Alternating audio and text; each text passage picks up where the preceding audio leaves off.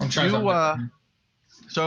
a week's passed since the events that happened in the tower, and you have received a summons to come to the Valhingen graveyard and speak with Doom Guide Yovir Glundon. He's the High Priest of Kellumbor there. Most of you know that is the lawful neutral god of death. Yovir has heard rumors of a ghost ship attacking coastal communities and would like to speak with you. You all head towards the garden graveyards. Well, wait a minute. Now I'm not even seeing it on. Yeah, I tried doing video, voice, like audio. Oh, I see. Well, it does show your icon at least, but as soon as you go to video, it doesn't see it.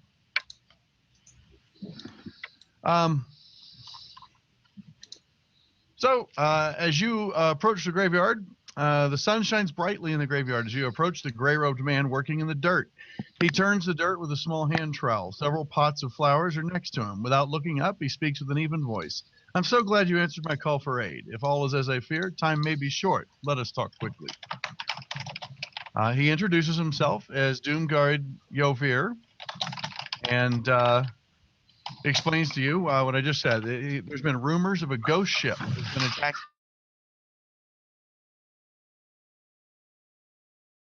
It's been moving up the iron route towards Phlan from Sokol Keep. The iron route is a popular trade route that runs along the coast of the Moonsea. Right now, it seems like no one has moved to act, and the danger is drawing ever nearer to Phlan.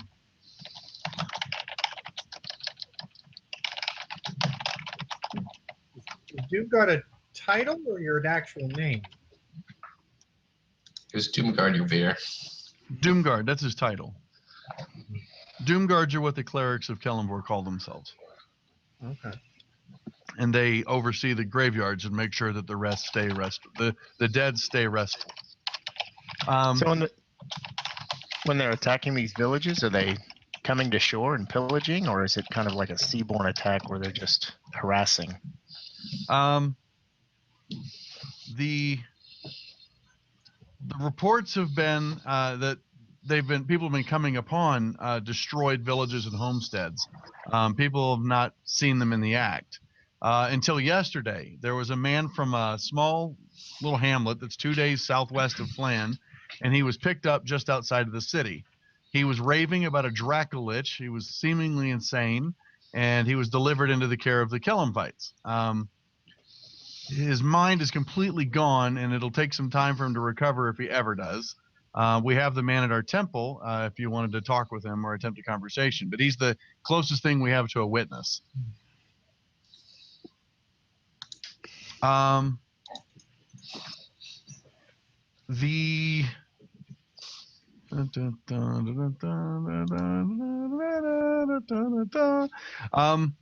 If you talked to the madman in the temple, or you might also talk with Elaide Burrell of the Knights of the Black Fist.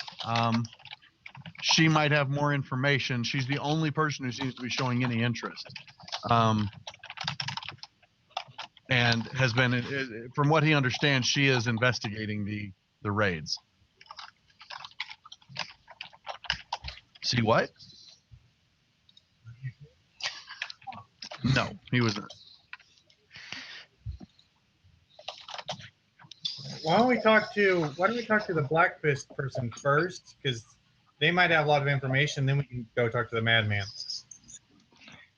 Sure. They also have a reward. Yes. We'll see about a reward. Doomguide, when you express that you'll go talk with the Black Fist, Doomguide Yovir hands you 2 potions of healing, and to aid you in your journey. I will drop those into your inventory. Blip, 2 potions of healing, and they are identified. Okay. So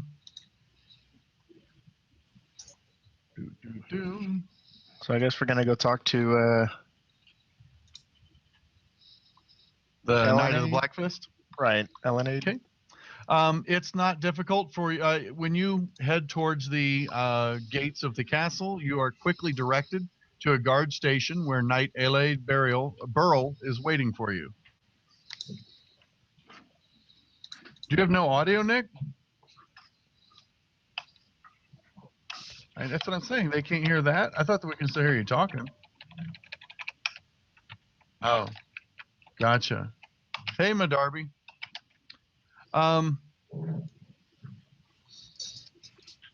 So we ask her about these attacks that are happening up and down the coast. Yeah. With only the slightest of effort, you're directed to a harried-looking human woman. She's wearing the uniform of a black knight. Streaks of gray in her blonde hair frame her face with the hard-won lines of advancing age and a violent life. She turns a stern gaze upon you and offers, "I understand that you've been looking for me. How may I assist you, citizens?" I understand you're investigating the attacks that are happening up and down the coast with the ghost ships. There don't seem to be many survivors, and we have little information to go on. What is your motivations for asking about this? We hate ghost ships. We really like gold. So you're not sent here by the city? This isn't politics? No, there's no altruism. We're interested in helping you and then helping ourselves. How did you hear about this? The Doom Guard was planting some petunias in the cemetery, and he told us that we might talk to you. Yovir sent you. Oh, you should have told me. Well, I have been looking into the attacks. I've been worried that these attacks are moving closer to Phlan and are eventually going to reach us. I convinced my superiors to let me investigate, but they're not showing any real concern. Why? They don't think there's a real threat. I respect Doom Guide Yovir, though. He doesn't have he avoids city politics, but still has a civic concern that every citizen should have. So yes, I've been looking into the attacks. The Madman, I'm sure he told you about him. His village was 2 days ago. Vig's Dock was 6 days ago. A collection of farmhouses was 10 days ago. And the Ayleston Brewery was 14 days ago. That's the first one that I heard about. So geographically, these are moving up the coast towards Phlan? For the most part, sometimes farther than other days, but yes, each time is closer to Phlan. Why do they think it's a ghost ship? Well, that's what we hear. We don't have any witnesses besides the Madman, but it's always a ruined village that's found, and all of the attacks have occurred at night. Admittedly, that's supposition. I did visit the last site personally. I was only able to interview travelers that passed through the other locations. In every case, the village has been ransacked and burned. Doesn't really look like much was stolen, but it's kind of impossible to tell because there's no fire, because of the fire and the lack of survivors.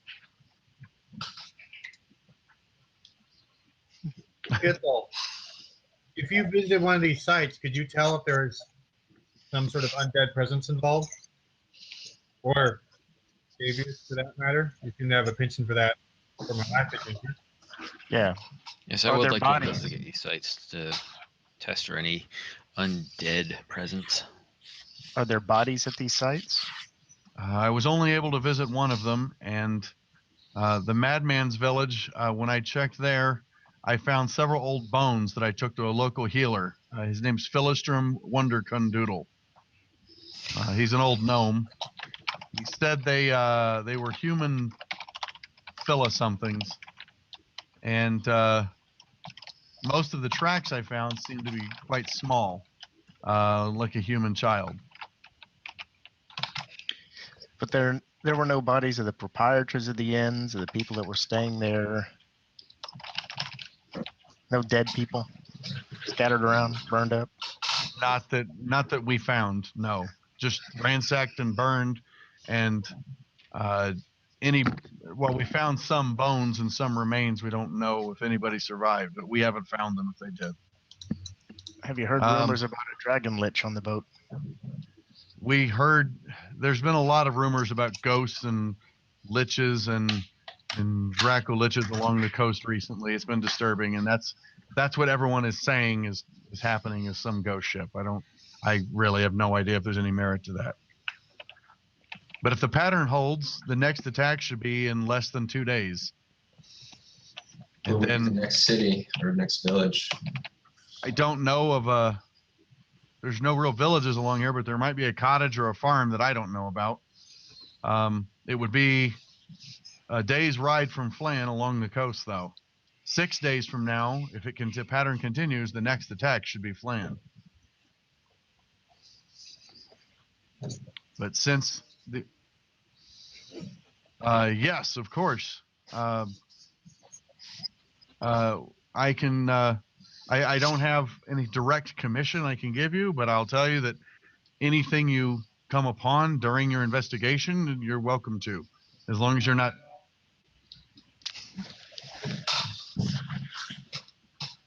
How? So I'd ask you to keep me informed. About a day's ride away. Yeah, if you, it shouldn't be more than a day's ride down the coast. Do we have horses? I could commission horses that you could use. They would have to be returned, but I have enough sway that I could obtain horses for you to ride. Sure. Well, if it Let's helps, say one of these horses get eaten by dracolich. Well, just keep me informed of your progress, and be mindful of Phlan's laws while you continue the investigation. I like you, Veer, but there's nothing I can do to protect you if you were to break the law. Can we talk to the crazy dude? Absolutely.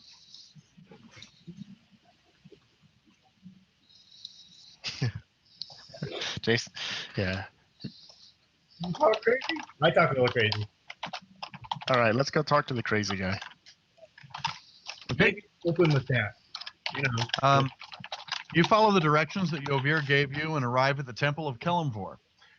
They take you to a disheveled man with his wild hair tied to a chair in front of an open window. There are deep scab scratches covering his face, and his hands are wrapped with bloody bandages. His eyes dart around the room almost without seeing, mumbling to himself. There's a young acolyte in gray robes changing linens on a nearby bed with restraints that are dangling from the sides.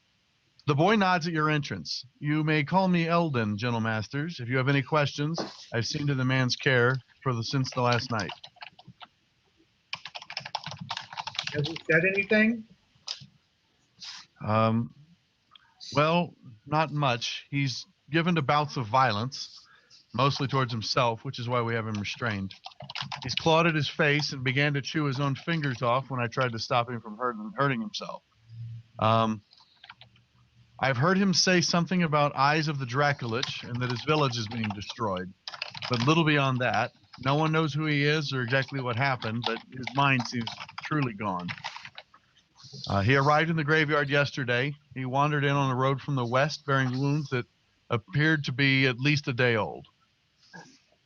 Is there anyone who trades with his village who might know him or know someone in his family or something? We sent a female Blackfist knight who took it upon herself to investigate the village. She has closely cropped blonde hair with gray streaks. She came and interviewed him. We've spoken That to him. didn't. Oh, okay. Well, she tried to interview him, and that didn't go well. He began to rave loudly shortly after the knight attempted to question him. He started to bark like a dog and then tried to bite her before she gave up and left. She said she was going to check on the village, so I guess if you've spoken to her, you know as much as I do. What type of wounds did he show up with? Were they were they battle wounds, or were they more of a feral nature? Give me a medicine check. Great. Or investigation, up to you. Eldrin can help with the medicine check. Okay, go ahead. Investigation check if you want.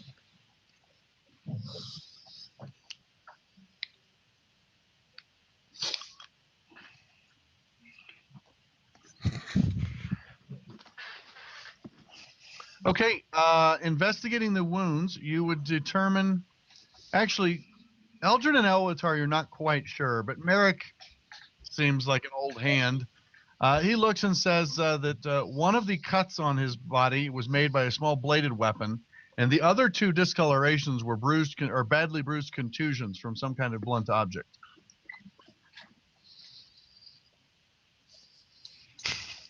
A bruise. Bruce. It's okay, boy. That's okay. So while you're examining his wounds, you just keep hearing him repeat, the eyes of the dracolich. It sees me. It's coming. Has anyone checked him for being?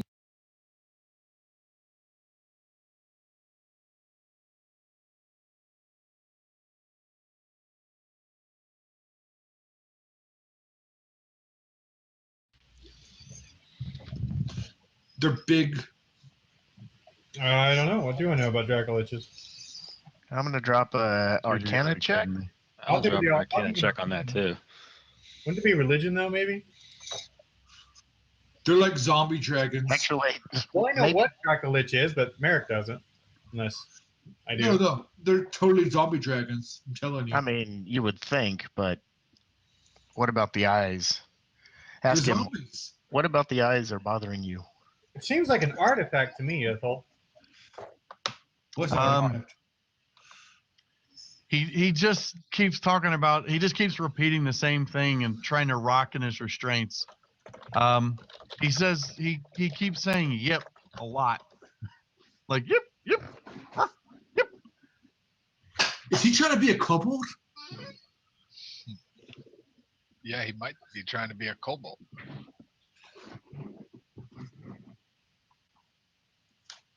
Oh, sorry. It does not appear that he is cursed. He seems to just be insane. Let's just go. Elwatar, in your days in battle, your long day. Oh, there he is. Elwatar, with your long days of battle, you've been in quite a few campaigns in your older age. You've seen this. This is a person who's just seen horrific things, loved ones killed, and their brain just gives up. And they just cling to one thing because it blocks out all the other pain.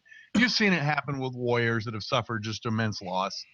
And you're pretty confident that's what's happening. Right. I let him know. PTSD. He's had something very traumatic happen in his life. He's blocking it all out. I've seen it many times. He's useless. Let's go. Well, is there any way to get through to him? We could kill him. You Put him out of every misery. time you try and talk to him, I mean, what do you want to ask him? I'm asking Elwatar if he knows any way to get through to someone like that.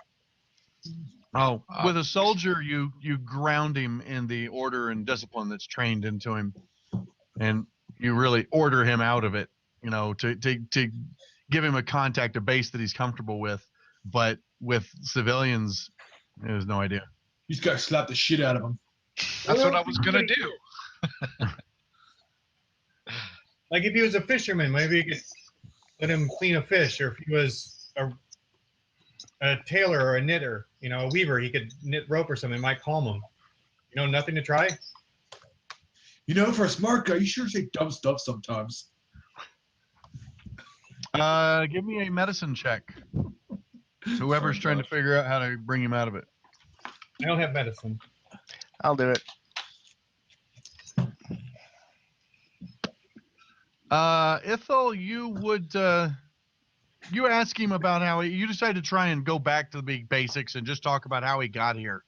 It actually triggers like he stops and actually looks at you and with focus for a second, and he says, "The smalls shambled wet before the ice. Clack clack. Yep.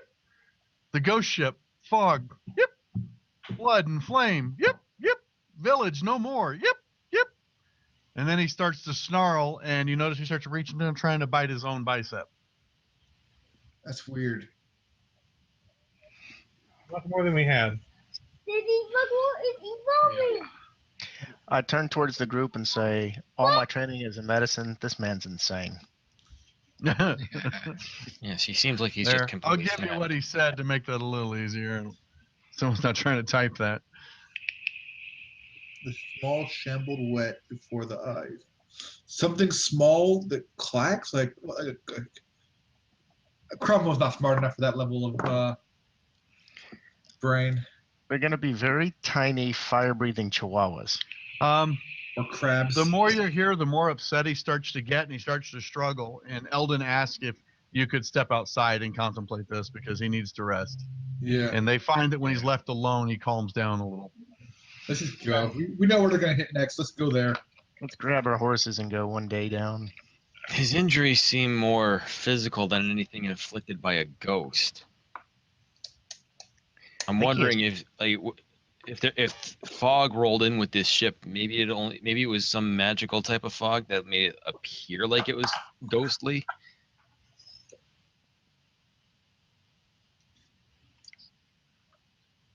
Well, skeletons, sure, but ghosts themselves are ethereal. We've never seen fog with undead. I don't think that's a thing.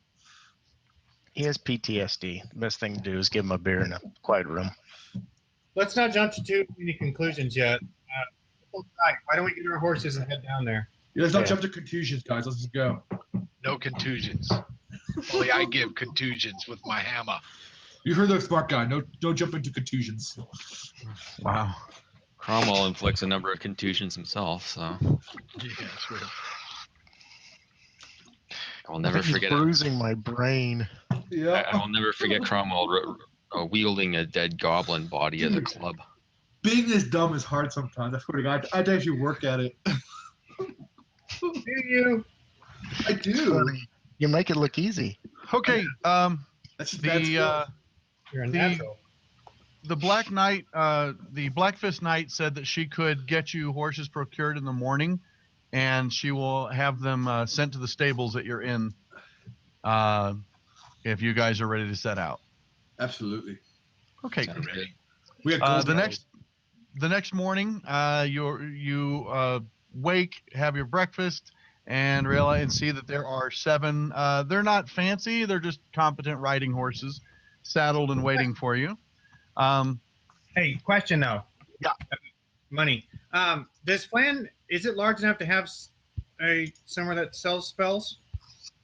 A magic shop, yes, mostly for spell components and some scrolls, maybe. Nothing super fancy like magic items or an adventurer's vault. But No, I just mean spells themselves. yeah, there's also a mage's guild. Okay. That you at least had to mention you were here when you came into the city. Okay. Is there something in specific you're looking for? I don't know. I don't know how much of the treasure is mine. I don't think it's been updated in a while. I think I have more than 75 gold, don't I? Yeah. I'm showing Merrick Maple Sap has 75 gold. Okay. I just thought that's how much I had after the last adventure. No, that's what you have total. Okay. I didn't want to tell you. I want to buy a crowbar and thieves' tools. Okay. Is there a level 1 spell? I mean,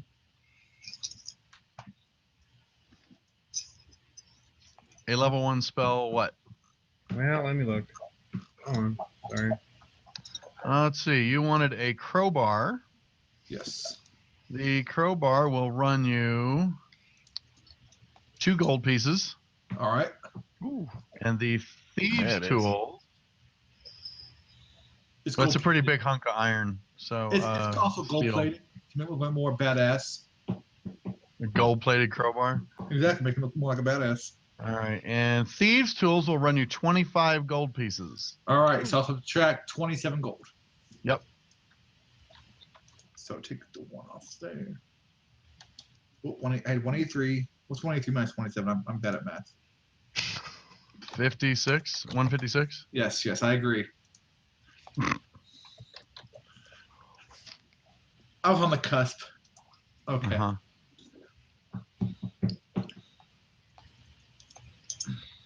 Yeah, it is. I don't know. This PDF is annoying to jump around.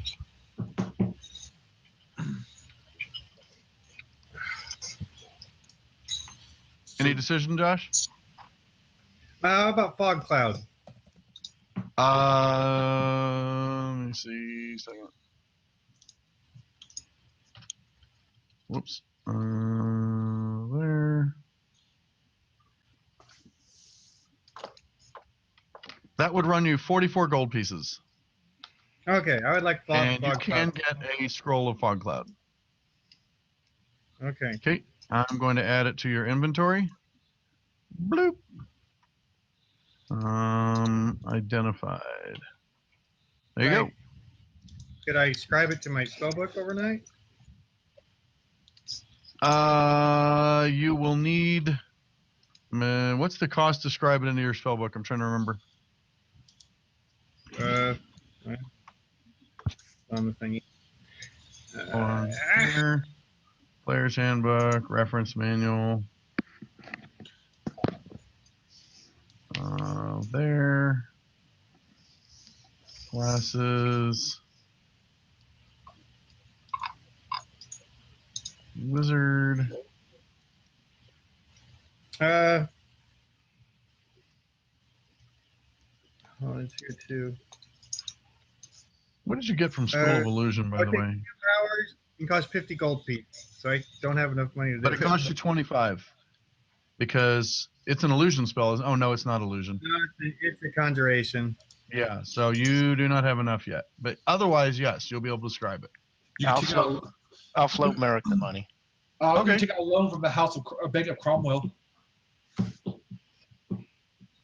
Okay, how much are you short, Josh? It was 44, you got 31. He needs 29 gold, whoever's loaning it to him. 19 gold. 19? All right, I'm loaning it to you. Sorry, math's hard. Okay. I agree. Then let me open that back up. Actions, spell, fog cloud. Okay, fog cloud is on your spellbook now, and I will get rid of the scroll. And Jason, I used my calligrapher supplies on the last little thing, so I've restocked those. The suggested retail price is 10 gold, so that's what I deducted. You didn't use them all up. I'll charge you 2 gold to get it back up to snuff.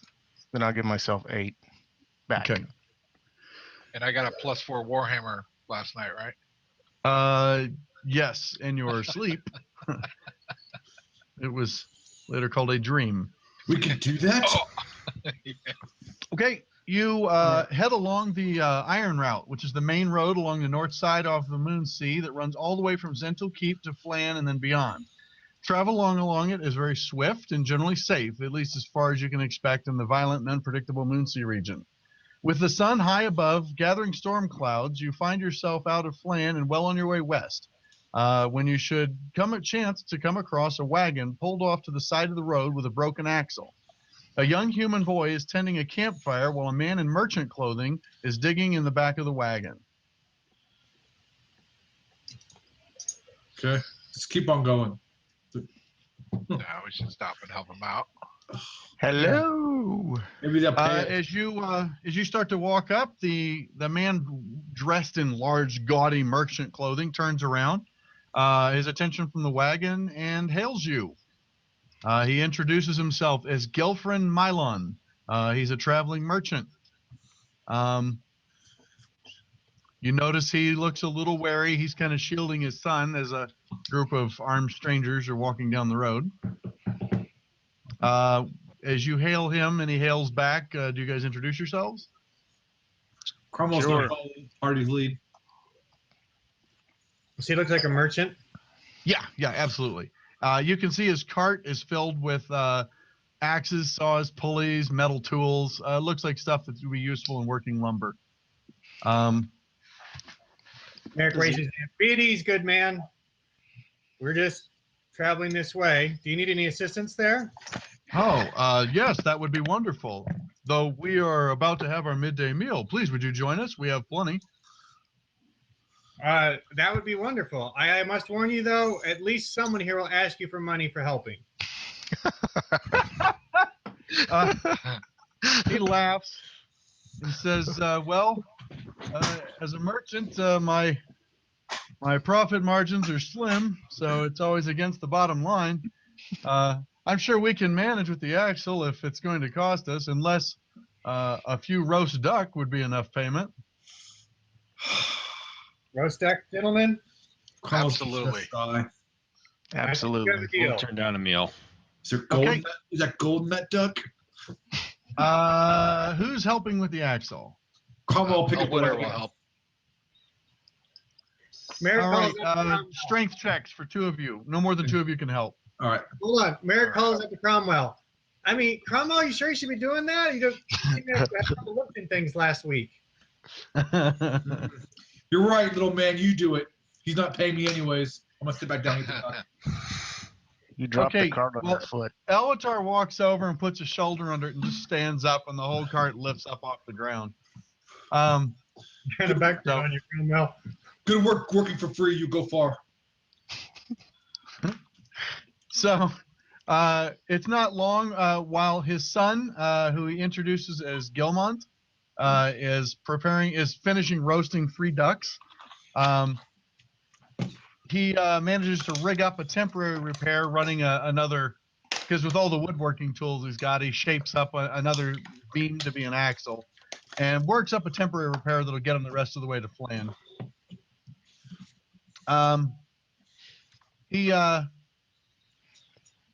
You sit down to eat, and he tells you about him and his son. He actually owns a handful of wagons, and usually leads caravans laden with goods for sale and trade all across the Moonsea, across the coast. Right now, they've been carrying back orders for a large shipment, so that which he'll probably send by boat, since it's going to be so large. As the conversation goes on, he does mention that he has seen a lot of raided villages and homes.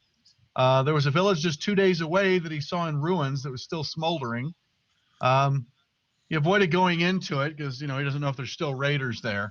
But all of the homes and villages were occupied the last time I passed there. That was 3 months ago. But I didn't see anyone there this time. Does he know of a small village or a cottage in between us and the raided village now? He thinks a bit, and he says, about the only civilization, I guess, would be I saw there's a ferry boat that goes out to an island a little bit off the coast.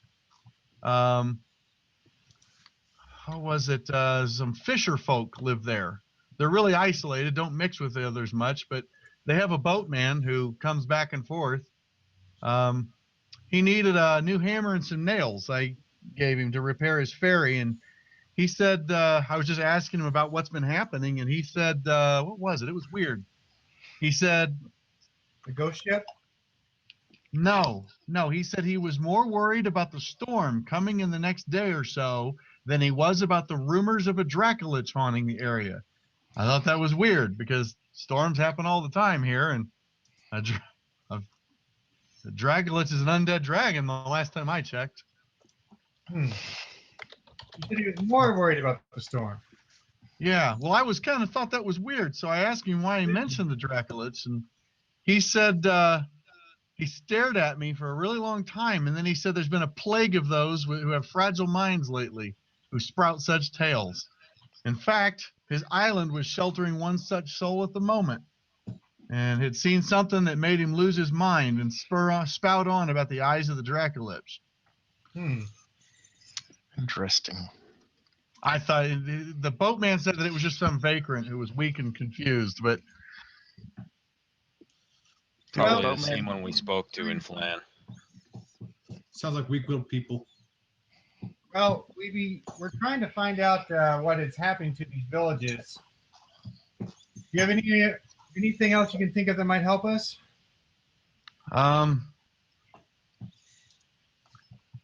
no, I don't think so. Like I said, it was kind of creepy, but that's the only civilization I know of. Son, do you think of anything I'm missing?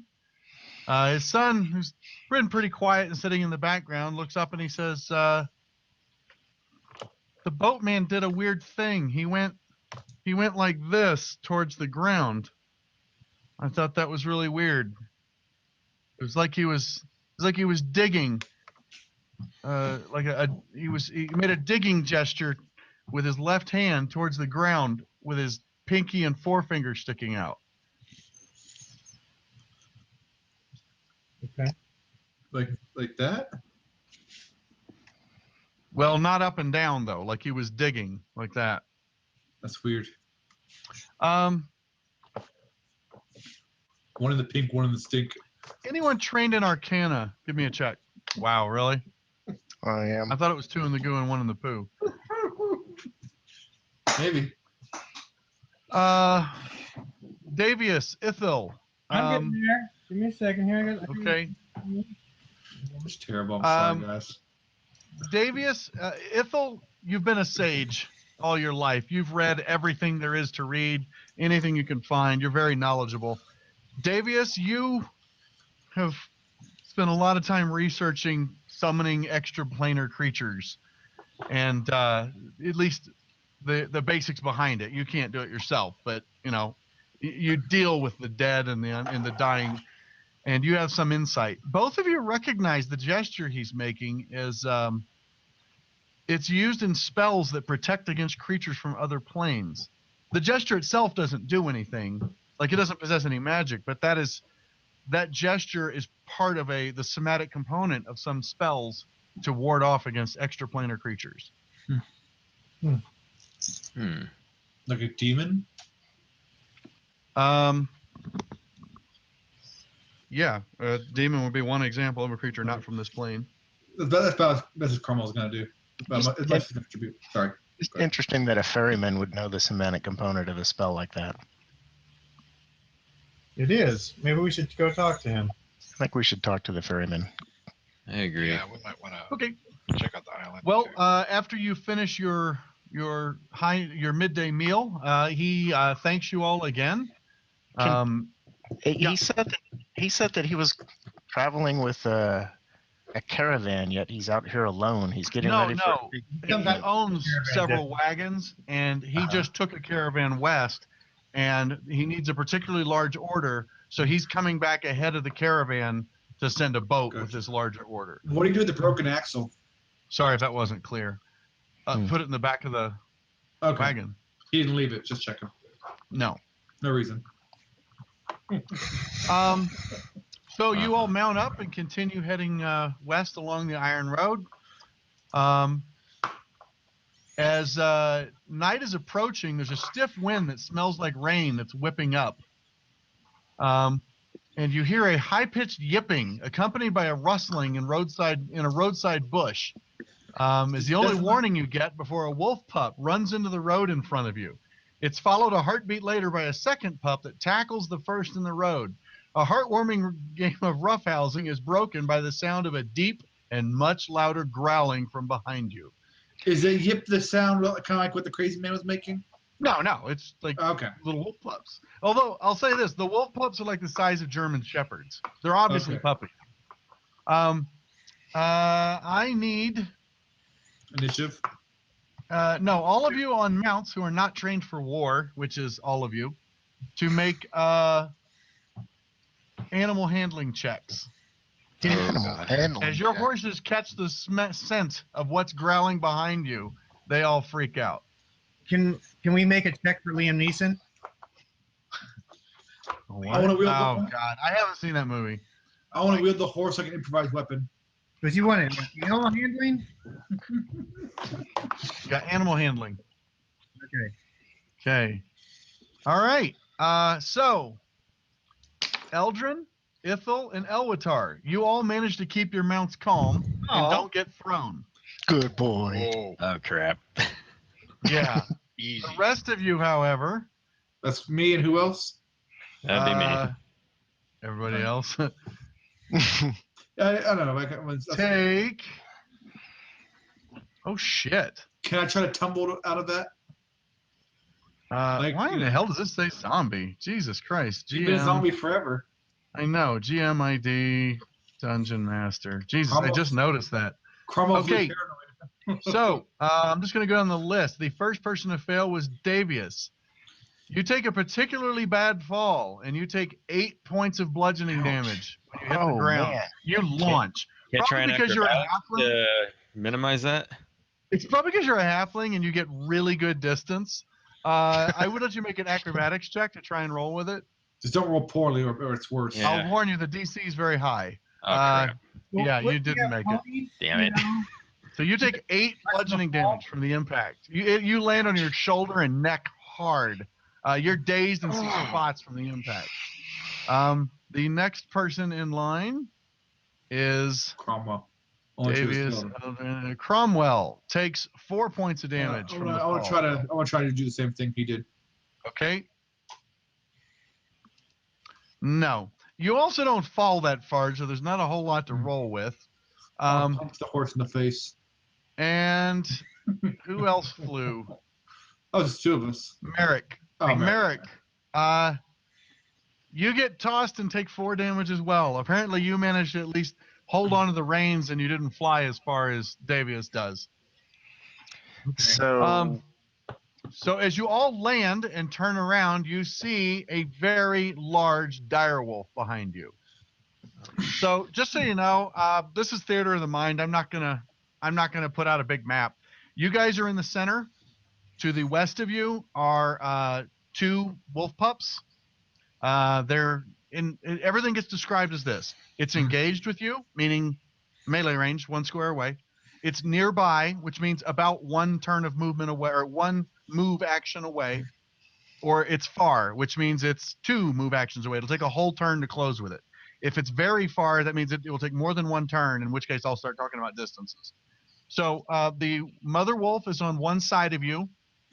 She's nearby, and then the wolf pup's on the other side of you, nearby.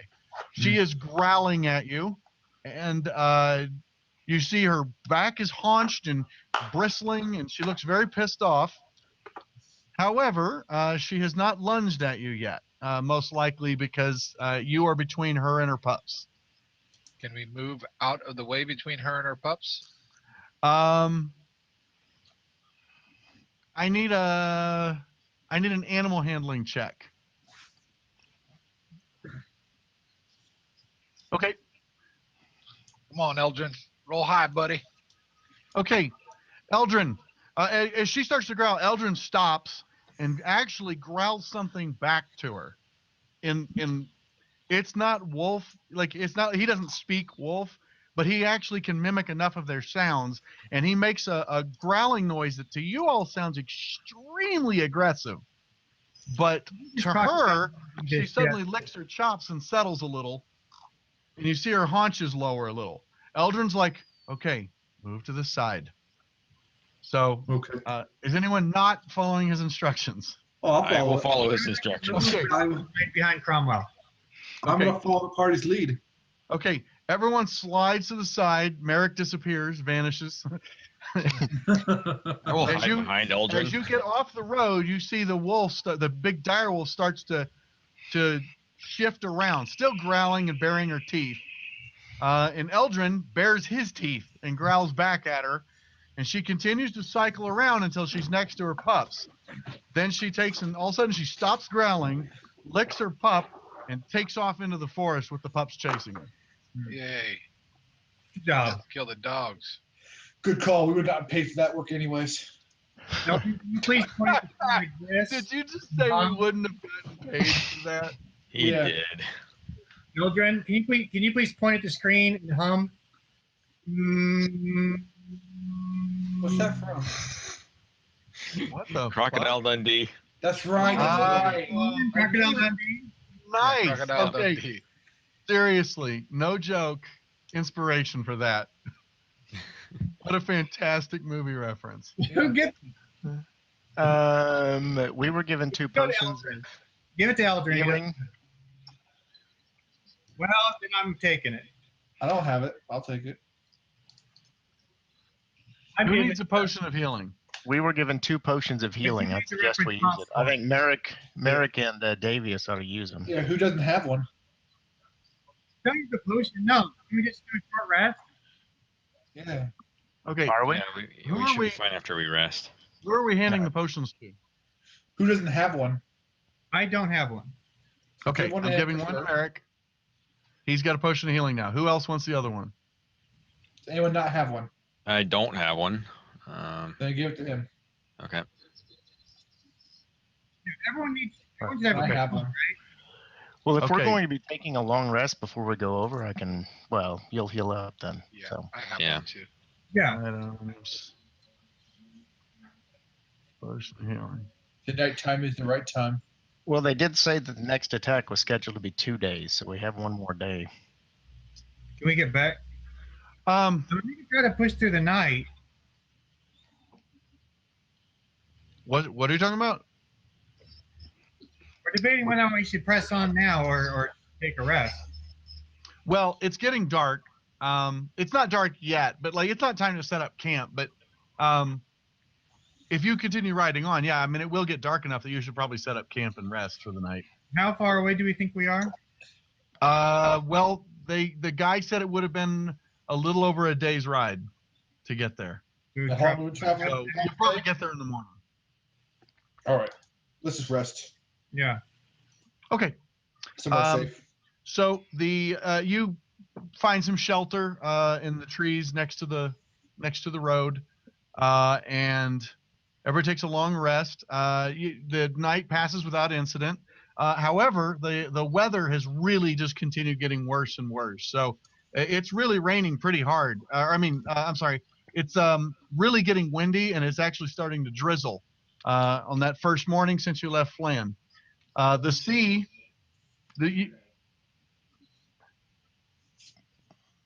sure.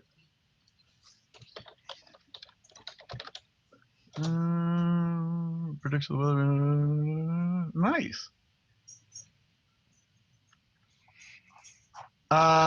It is a dark cloud.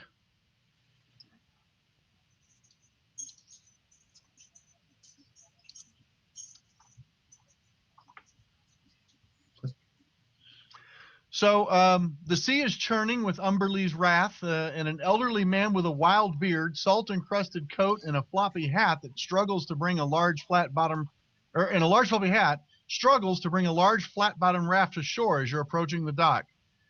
He pulls an arm over arm along a rope, which is strung between the shore and a small island, and arrows shot into the bay.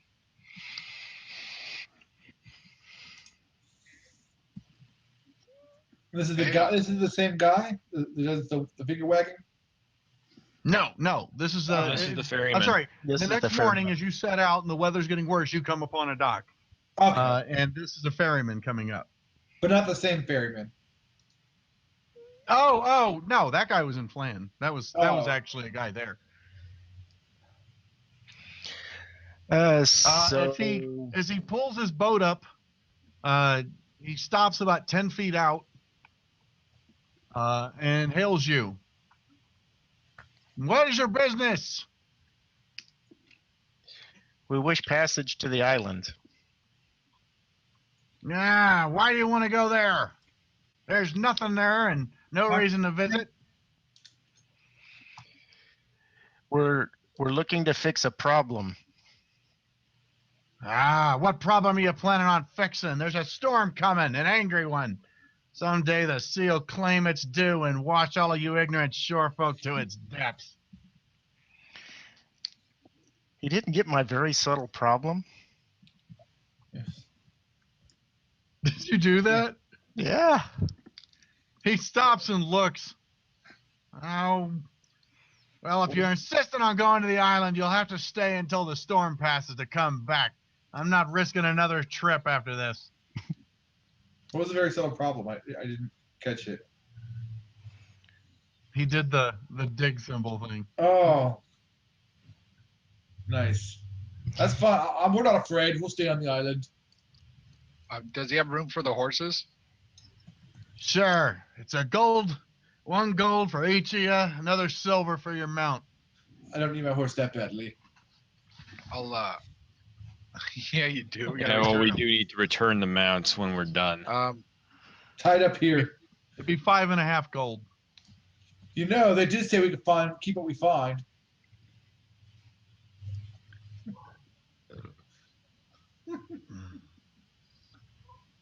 I'll give him 6 gold for the party.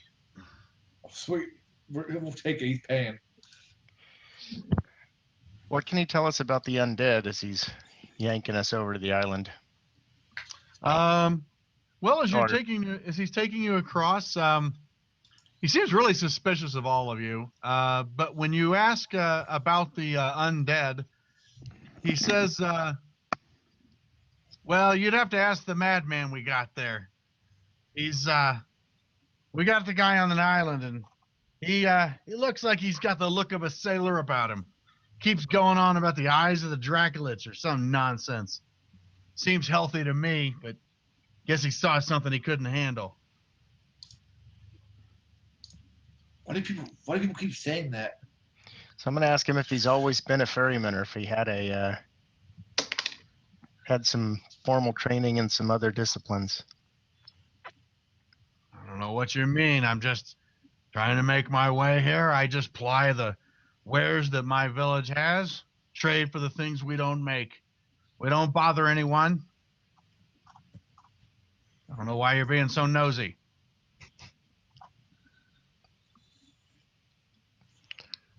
I am suspiciously, but not saying anything. Okay. Just making small talk on our way back to the island. Okay. I'm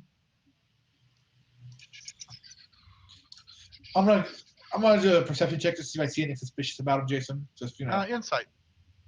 Insight. All right. Yep. Insight. There we are.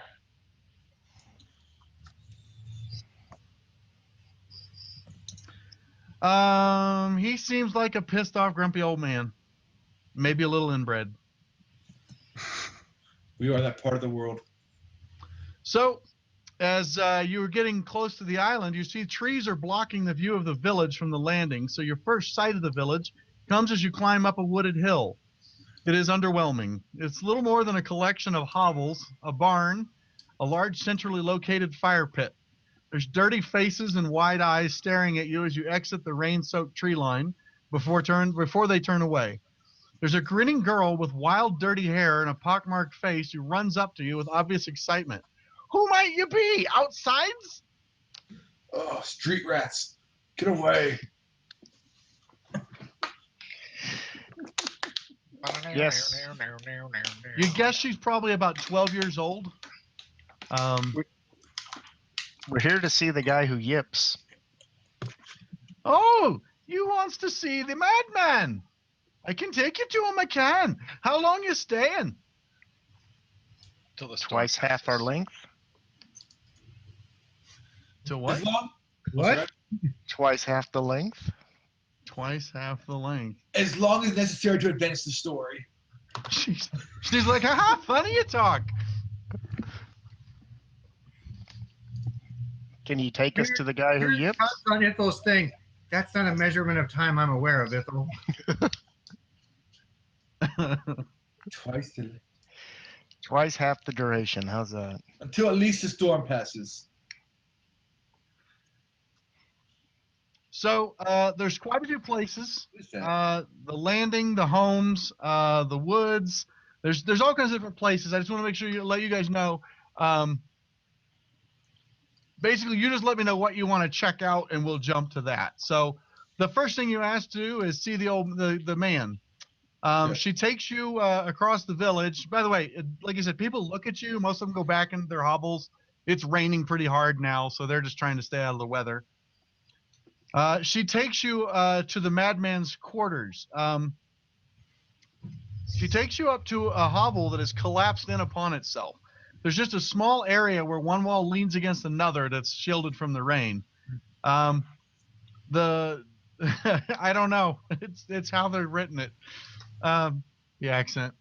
The madman is here. You can see empty food bowls and fish bones scattered all about. And as you walk up, you hear the bones crunching underneath your feet. Elisand looks at you and says, "That's me house before me mother and father were taken by the chill fever. Now he's kept the Luna Man there." It's like a cross between Irish and like Jamaican. Motherfucker. Here. That's cut and paste directly from it. How the fuck would you say it? That's me house before me mother and father were taken, yeah, by the chill fever. No, we keep the Luna Man there, yeah. German, man. It's German. German Jamaican? You're Exactly. a Jamaican. Yeah, man. He's a I don't know. Jamaican. The Luna Man being the madman here. Or would that be a Jermaine? A Jamin. All right. Sorry, so- what did he say? I'm busy cracking myself up. And the Luna Man, I assume, is the madman that's here. Yeah. As it's still morning, you see him sitting up against the wall. You notice he's twitching and looking around a lot. Like suspiciously? Like kind of nutty. Oh, okay. Why do we come here again? Just to see if he has information. So, can you tell us when you saw the glowing eyes? How He long takes ago an- did you see the glowing eyes? He looks at you and says, the eyes came with a ghost ship. A ghost ship attacked my village. It was undead spirits that walked from the waves on the back of a dracolich. They breathed fire and laid waste to my village. Oh, he starts to sob and seems frantic. So it's okay. We're here to get rid of the ghost ship. Where was the village? Can you give us an idea of where it was on the coast and how long ago that happened? He says it's if you went to the shore, it's about a day, maybe a day's ride west. And how From long what ago? he's saying, it sounds like it would coincide with the other madman. Oh, do we know the other madman's name? Anybody write it down? Did we figure it out? We No. did figure it out. Maybe we The should guys skip there that. called him Yip because all he would do is say is Yip. I want to yip and bark at the crazy. In retrospect, it seems like a dick thing to do. Yeah. Jason, I want to yip and bark at him like the other crazy guy did. See what happens. He seems taken aback, actually. Like he looks at you like, what are you doing? He seems startled. I'm speaking crazy. Speaking your language.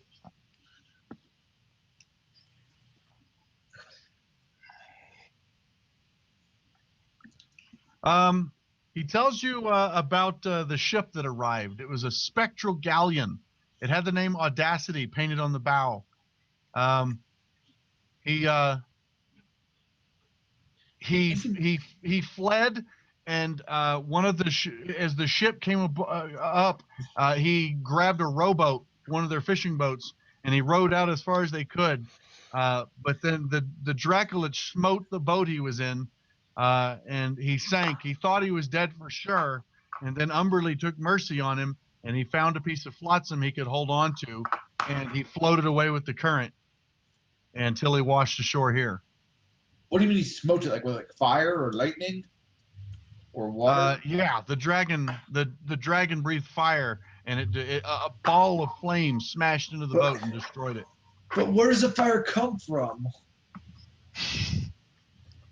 From the dracolich. Isn't it just like a bag of bones? It was a giant dragon, and he got better. Yeah, so give me an insight check.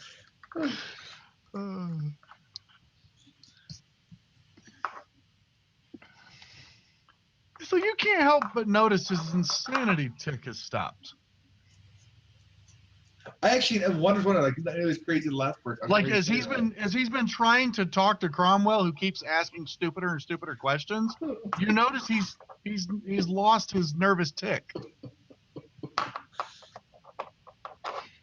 All right, who has a good intimidation? Because I don't. I'm like, look, we know. Well, theoretically, I do. All right, we'll try persuasion first, I guess. I can just smack the dumbness out of him. I'm Like, look, pushing it. you're not telling us something. What aren't you telling us? Are you the dracolich? Tell me now. He looks at you like, what are you talking? And then he realizes that he's not. He starts to go, what do you mean not to? And then he realizes, shit, I'm not pretending to be insane. And he sighs and he goes,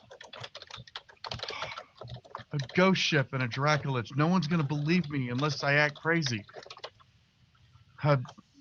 No, I'm not insane, but a dracolich attacked my village. It destroyed it. I saw one of my neighbors freaking out, talking about eyes of a dracolich, and I thought, oh, well, I'll bet that's a good idea. So when I got away, I decided to act crazy. I'm sorry for lying about that. So you didn't see the dracolich? Yeah, no, I saw it. I saw a spectral boat, and it said Audacity across it. I'll never forget it. It was terrifying. The boasted Audacity? Yes. Do I know anything about that name? Or is there some, Make a history check. story? Sure. Carl will absolutely make a history check. I gotcha.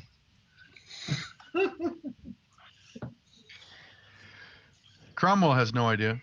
Doesn't ring a bell to you. Are we all Merrick? doing it? You, however, have heard of the sounds name dwarvish. Audacity.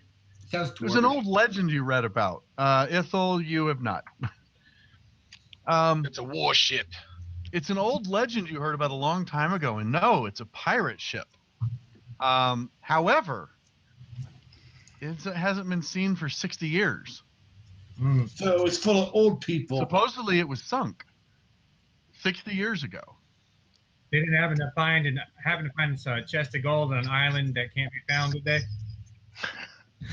The rumor was that the captain took down a merchant ship that was carrying tons of gold and gems, but the story was that they both sank and were never seen again. Okay. That the battle was very hard fought and both ships were scuttled. And there was actually quite a few prospectors trying to find it for a while, but no one ever could. And the Moonsea is a very rough sea, so. What does that have to do with the dracolich? That's the ship it's on. But why would a dracolich take a ship? Someone who is able to call the ship up, maybe.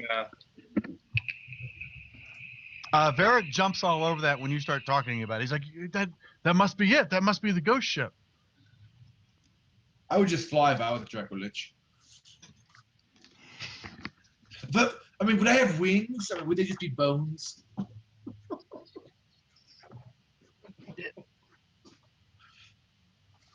Exactly.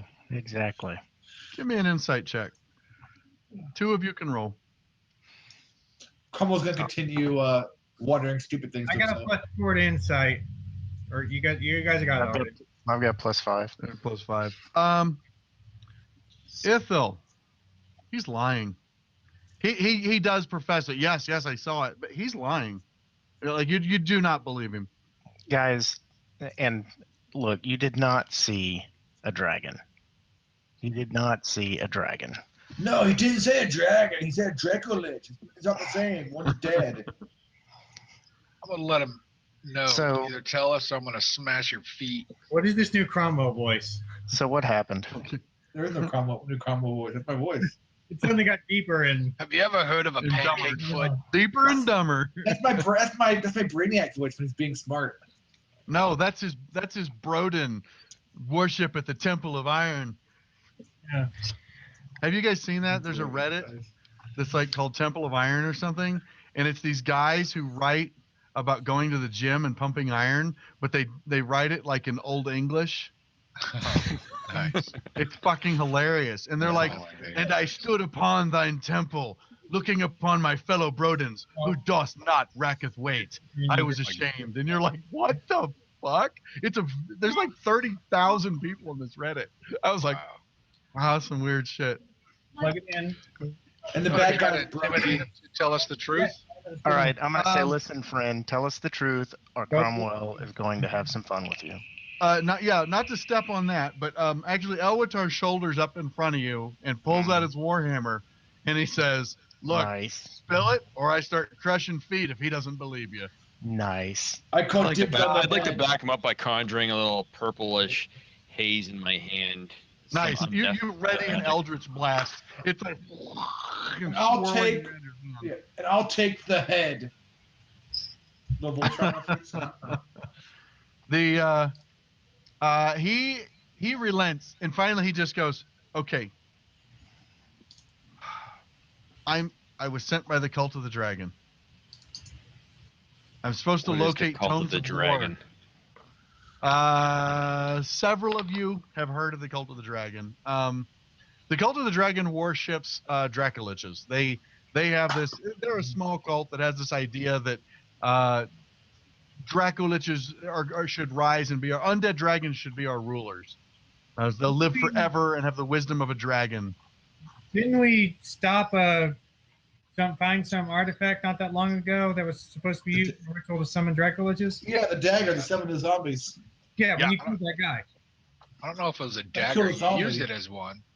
No, you killed a guy. It was a Yeah, you zombie. killed a guy. Yeah, he was a zombie, so I crushed his head. So I'm supposed to locate tomes of lore and other valuables that might lead my master to locating some long lost artifact. And I don't know the whole exact plan. I've been here for a few days, but they'll attack in 2 groups.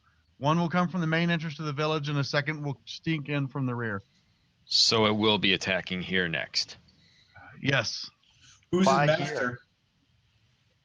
His name is Ixus. He's a young mage. Oh. He's trying to find a lost artifact. Where can we find him?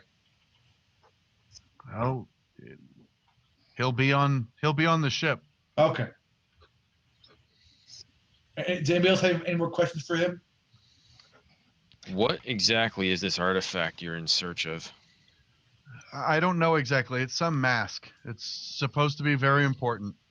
I guess he wants it to keep another group of the cult from finding it. What's your master's name? He said that. Ixus, he told you. Oh, Yeah. So these two- IXAS. attacking the little These girl 2 with- groups, how big are they going to be? And what is their makeup?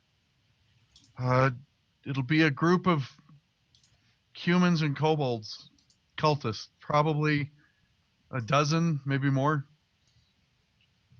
Each group? Yeah. So, Well, the main group will be over a dozen. The smaller might be half a dozen. Will they be attacking at the same time? Yeah, probably this evening. and your job is to help scout which town to attack next?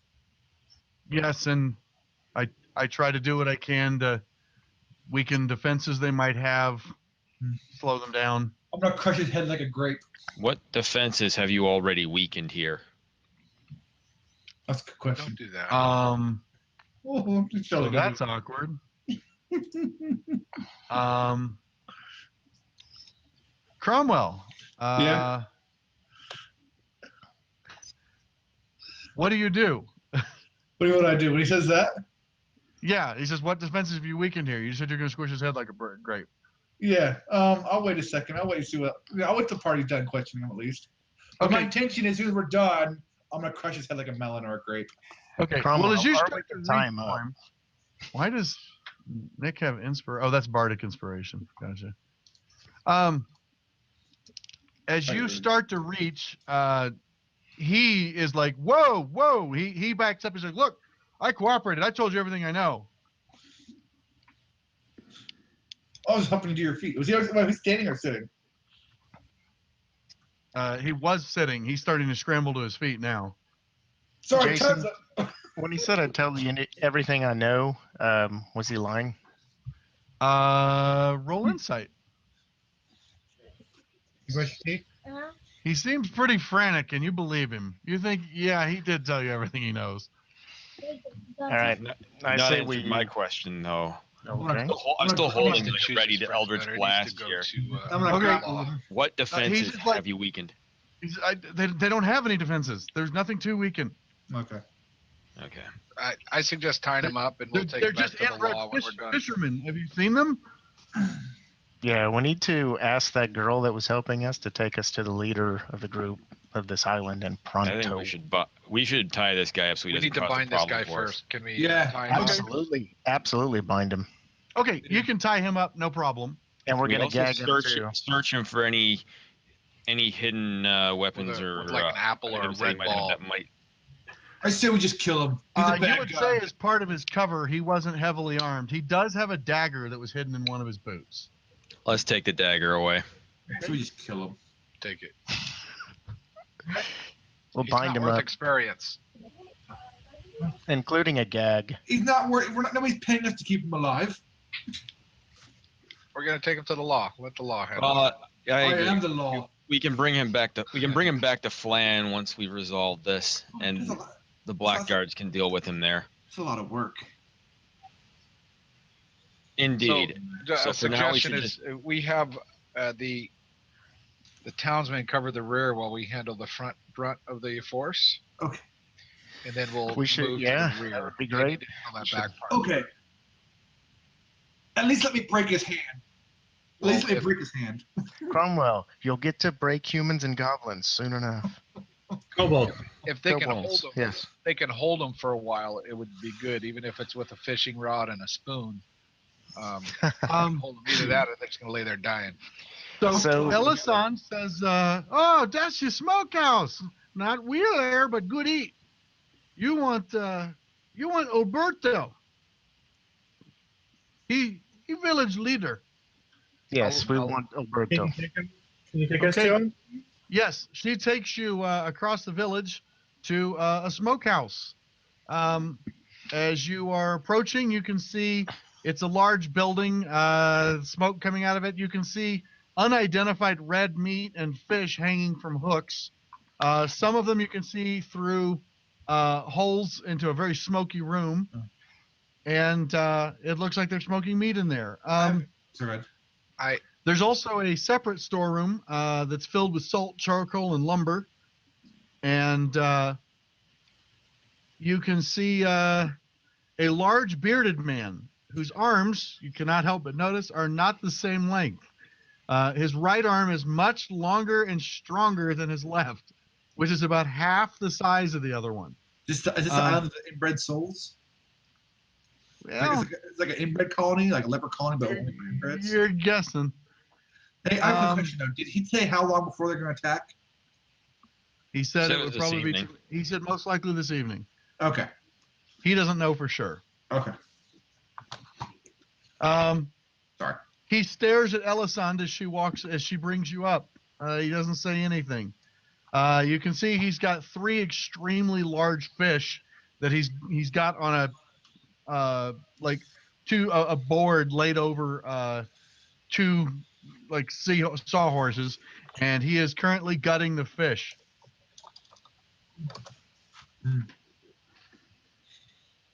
The town's going to be attacked tonight. I'm going to tell him that.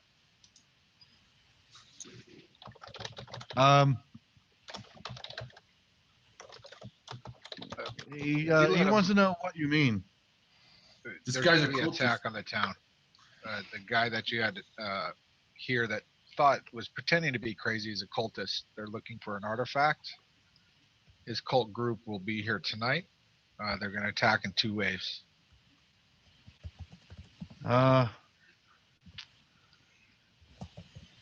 So there'll be fight. You notice he kind of smiles a little bit. There'll be fight. Mm. We need everybody to participate that can. Hide all your kids. The rest should go hide in the woods. Everybody who helps will get a gold piece. What? It's not get crazy here. I will say. He says, Alberto can fight. Fight how many? 5, 6, but we'd like to have the whole town help. Did you say like 24? Like 12? 2 groups of 12? It's 12 all. and 6. Yes. We'd like the people capable of fighting to help. We don't need the women and children in the way. Plus, that's less kills for us. That's true. Yes. You look like you're good at fight. He's talking to Cromwell. Yeah. I can kick your ass. How good at fight? He said, how good? Yeah. I'm trying to kick his ass. Give me an intimidation check. Okay. Let's see. Yeah, there it is. Eyes. The eyes have it.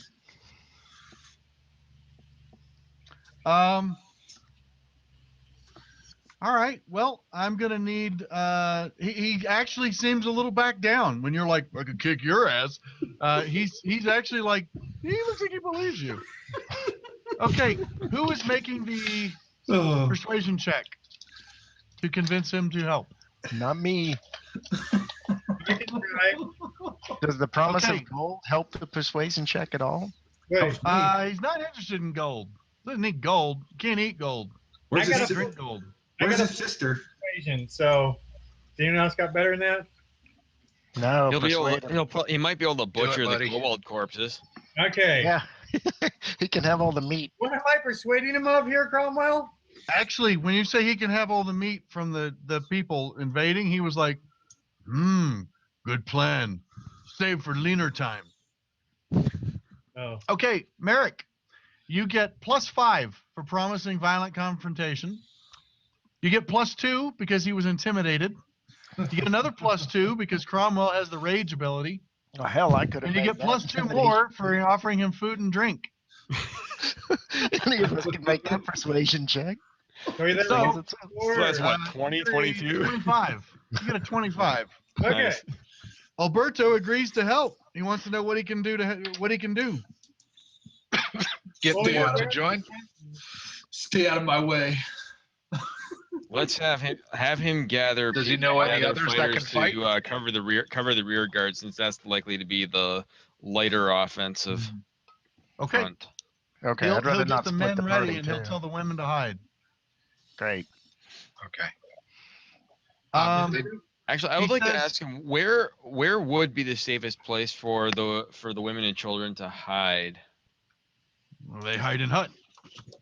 Take knife. They should hide in the woods. Is there anything else? Any other place a little more removed from the village itself where they would be able to hide? No, don't go in woods. Monsters. Yeah, imagine Apocalypto, John. I think that's what he's going for here. Ellison pitches in too. Oh, no mustn't walk the dark wood. Creatures be gobbling ya. What sort of creatures? All kinds of her- terrible creatures. I give her a gold and say, go hide like you've never hid before. No, I stay with you. I help you. She pushes the gold back in your hand. No. I'm with you to the end. You'll take me with you. What? This is the little girl. Yeah. No. Wow. This is not an anime. You remember she's an orphan. She did say her mother and father are dead. Oh, one of them likes you, It's like, Elwatar. please, you must take me with you. I'll give your dagger back.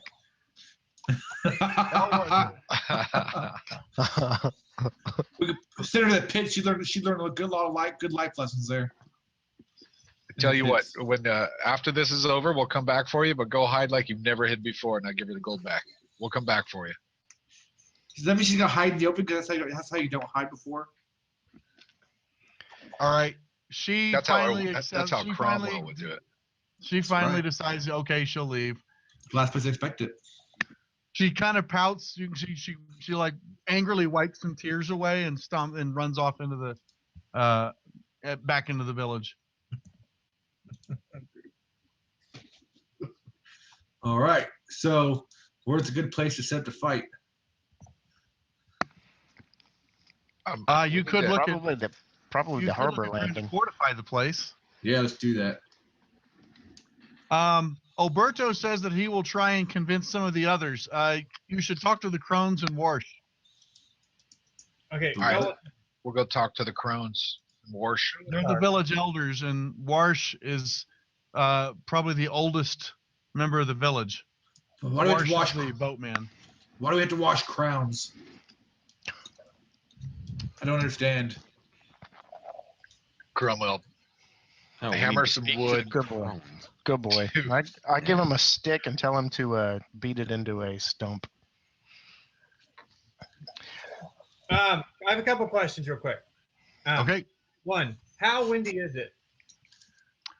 It's getting increasingly windy. You know, right now, probably 10, 15 mile an hour gusts. Oh, shoot. Okay. Pretty good storms coming. Yeah. And it is raining now. It's no longer just drizzle. I want to barricade some windows or something. Their huts are really just literally little hovels. They're That's not useful. Let's go Okay, talk to that village elder. I want to ask either Alberto or whatever, Alberto. a picture of their most dangerous beast from the woods. Like, could someone draw one or tell me what it looks like? No, it's a hideous many-toothed creature. You can tell as he's telling you about how dangerous it is, you can tell he has no idea what he's talking about. Okay. He's just making up a creature No, that that's sounds enough. really That's horrible. enough to give me an idea. Yeah. Like he was talking about a malformed blob. It's a horrible puddle of flowing flesh with vaguely humanoid features. I'd like to ask him if there's any mysterious caves or anything in the nearby area. These cultists are looking for an artifact. I'm trying to get an idea of Bravo, what. help fortified. We'll go talk to the crones and the elder. They say, no, there's no caves. Okay. Oh, Bertha says there's no Did caves. he say they were looking for a mask or something? Some Yeah, the sort of cultists said they're looking for some mask. We could tell them everyone fights and no one runs. Hey, the buildings and the general layout of the town, is there Yeah. any place that we can look at to say we can fortify, we can funnel some people through here, we can set up here as a kind of good fire You lines? could set up. You could set up maybe low walls or ditches. Uh-huh. And we put sticks up. Maybe the kobolds will fall on them and die. They'll trip on them. Actually, Cromwell, that's not a bad idea. If you made traps, because there a way we could block them off from the wind. I could create a fog to hide them from the kobolds. But if it's too windy, it won't work. Is there some way you could shield it enough from the wind if we dug enough down, low enough into the ground or something? Is there enough time? Well, it's approaching midday at this point. Each of you, 13 Warrior, they got that shit dug in a day. right? Well, here's what I'm saying. Like if someone wants to dig, I need an athletics check to see how long it would take. But like, say you want Cromwell to dig ditches, right, or pits, Or then private. Make hits. I it can would put take it him. on. It would take him basically the afternoon to do it. Mhm. If he fails his athletics check, it'll take him till evening to do it. Okay, no, Cromwell, this is brilliant. If you Now that's just what Cromwell's doing. You could also, each of you could decide something you're going to do. If one of you wants to scour the island or one of you wants to go talk to the crones, you could split up. I mean, like you don't have to stay together. Well, you call Cromwell brilliant. I know, Merrick. Merrick's trying to convince Cromwell this is a good idea. I'll go along with him to convince him this is a good idea. Yeah, but Okay. but I could dig a hole, but putting the sticks from a trip on would be easier. They just trip I'd on like the to talk sticks to the and fall on Dig a them. big enough hole, I can fill it with a fog. They won't see it's there and they'll fall in the hole. They'll be easier for you to jump down and punch the hell out of them or whatever it is Merrick, you also think if he wanted to string trip lines, he would probably have time to do that after the pits. Oh yeah. Oh, I know. And we can put something big to push in on top of them, like a wagon. I like this Avatar? plan. I'm gonna dig. I'm gonna start digging with gusto. Okay. Yes, sir. Do an Do you want athletics to go check. talk to, The you wanna go crones. talk to- yeah, crones? Yeah, I want to go talk Yep. to the crones. There you go, Okay. Jason. Okay.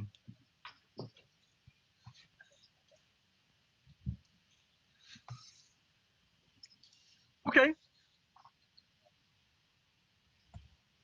And Okay. Jason, and I'm going to look at the different buildings and stuff and see if I can't come up with some sort of use of the land that would give us an advantage, or at least give us a little bit of concealment and them none.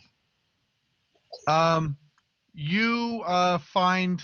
Give me an investigation check.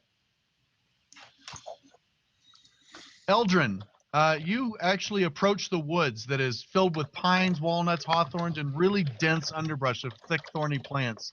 It's not a really pleasant place, but you actually spot a couple small squirrels. And you try to converse with the squirrel.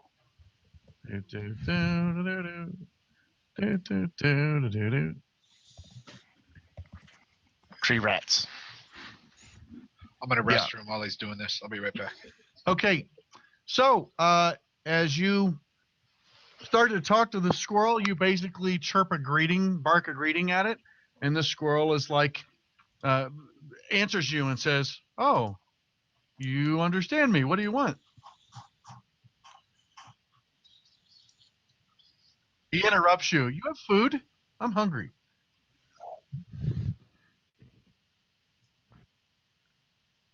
Well, you're a fucking druid. You carry berries and nuts, so you're like, "Here."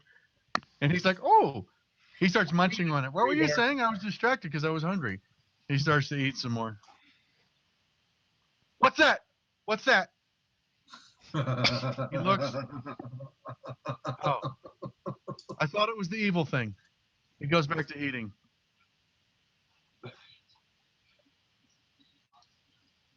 Wait! He looks again. He goes, it is the evil thing. We should go. This isn't a good place. He packs in. He goes, can I have another nut first?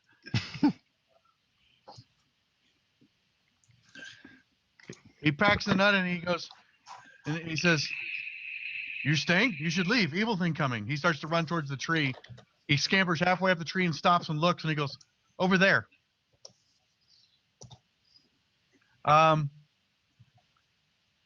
Yeah, give me a perception check.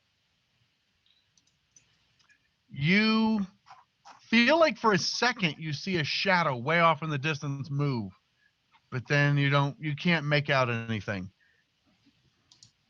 But he's scrambling up the tree and he goes, do you have any more nuts?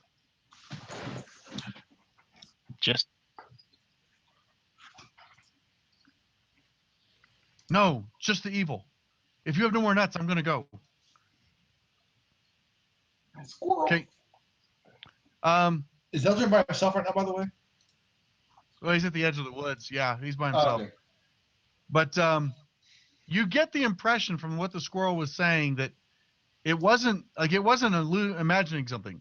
There was something evil, and it didn't want to go near it, and it was getting out. It just wanted nuts too, but it was definitely indicating that yes, there is something sinister in the woods.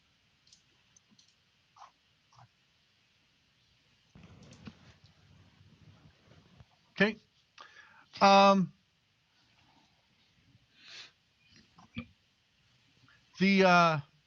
hi there, little miss. Just come on up. Don't mind me. So, the new cat just was like, hey, what's up? So,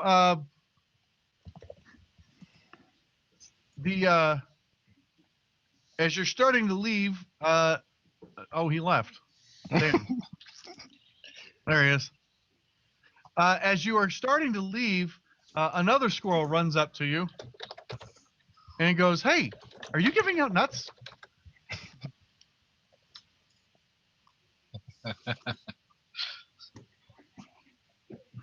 Oh, thank you. I need more nuts. What? I'll do something for you. What do you want? I just want lots of nuts.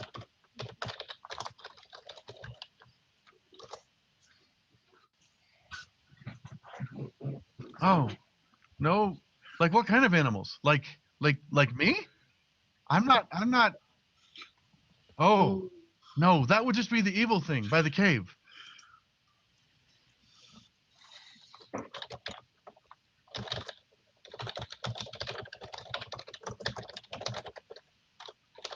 Thank you. If you go that way, you'll find the cave. That's where the evil thing is. I wouldn't go there, though, because it's evil. Oh, Nick. Okay. By the way, it indicated a point in the woods when it said that's where the cave is. Okay. It runs off, saying a muffled thank you. All right. Who went to the crones? I did. I did. So did Ithel, I think. Ithel and I did. Yep. Okay. And Davius.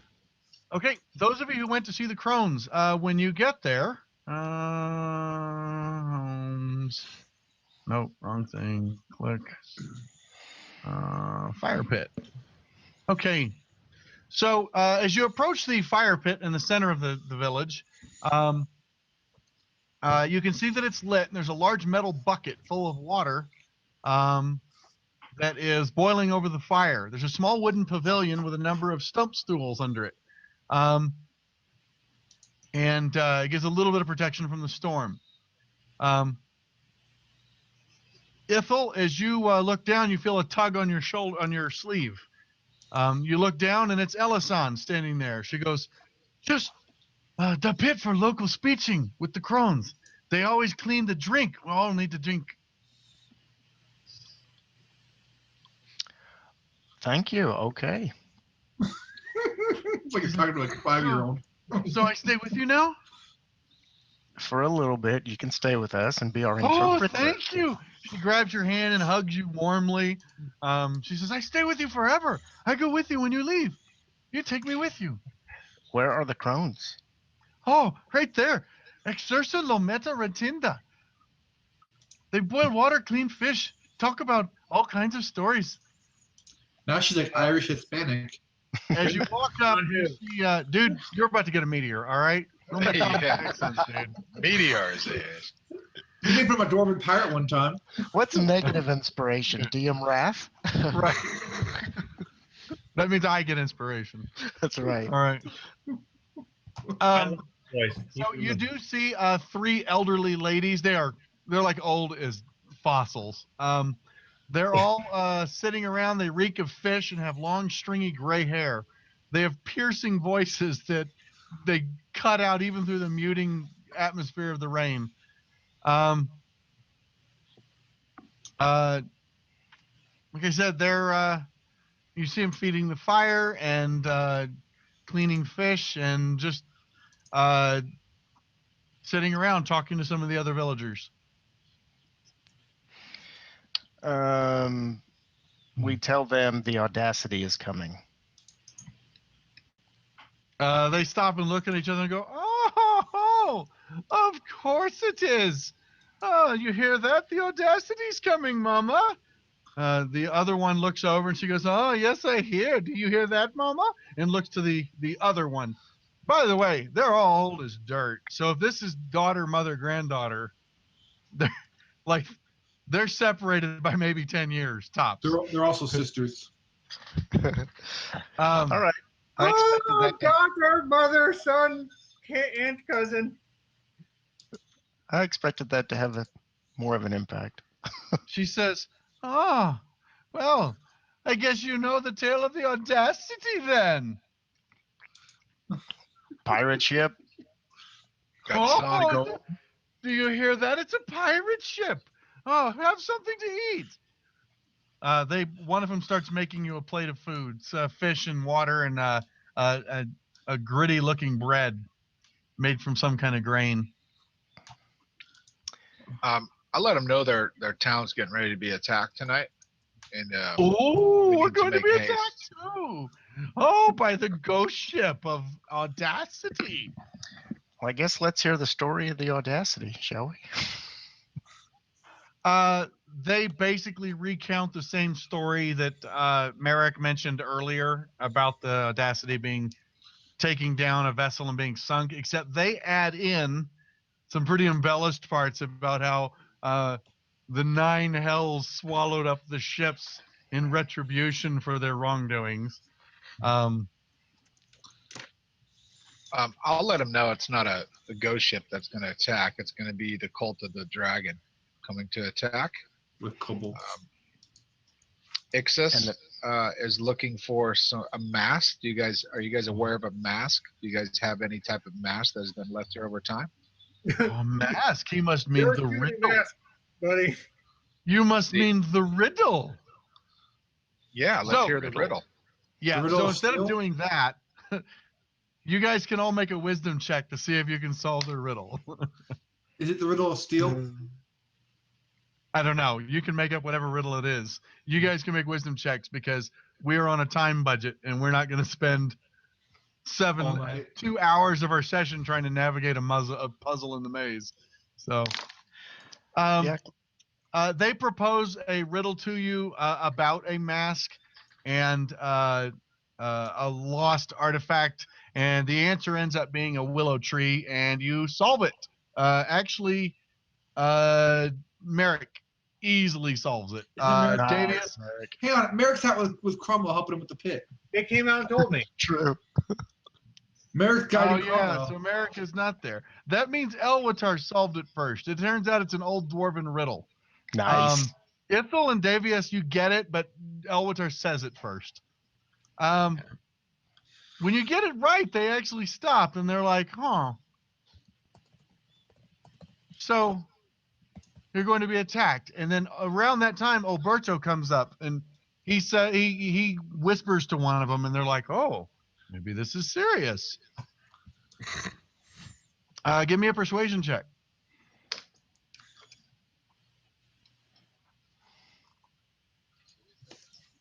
Sure. Yeah, probably the best one. Okay. No one Yeah, else you is. don't- No one's trained in it. I'm not trained in it, but okay. Davius, you convince them. Let's see. Beat their riddle +5, 22. No. They're not convinced. They're like, nope, we'll be fine. If you want to do what you want to do, that's fine, but there's no attack coming. The Audacity sank 60 years ago. We've long ago taken care of that problem, and they all giggle at each other. Yes, but I think we need to go check out the willow tree. the so-called madman. Is that it you on the have- island? Oh, the willow tree? Yeah. No, they just the riddle. The answer was a willow tree. They didn't give any indication there is a willow tree on the island. So y'all aren't gonna help. No, we can take care of ourselves. You're welcome to entertain Alberto's little fancies. You'll be lucky if he doesn't kill you and string you up to eat you. That causes another round of laughter from them. Well, will you at least come to the town for the evening? And if nothing happens, Oh, you'll they're have in to the help. town. They're in the center of town. All right. So Will you at least stop you there. prepare, humor us, prepare to help? You don't have to, but prepare to help. And then if something happens, you'll be ready. Oh, he's right. He's right. That's a good idea. Yes, I know what we'll do. We'll make a meal. Yes, after all that fighting, they're going to be hungry. I tell you what, ladies, if nothing happens, we're all three gonna have a good time.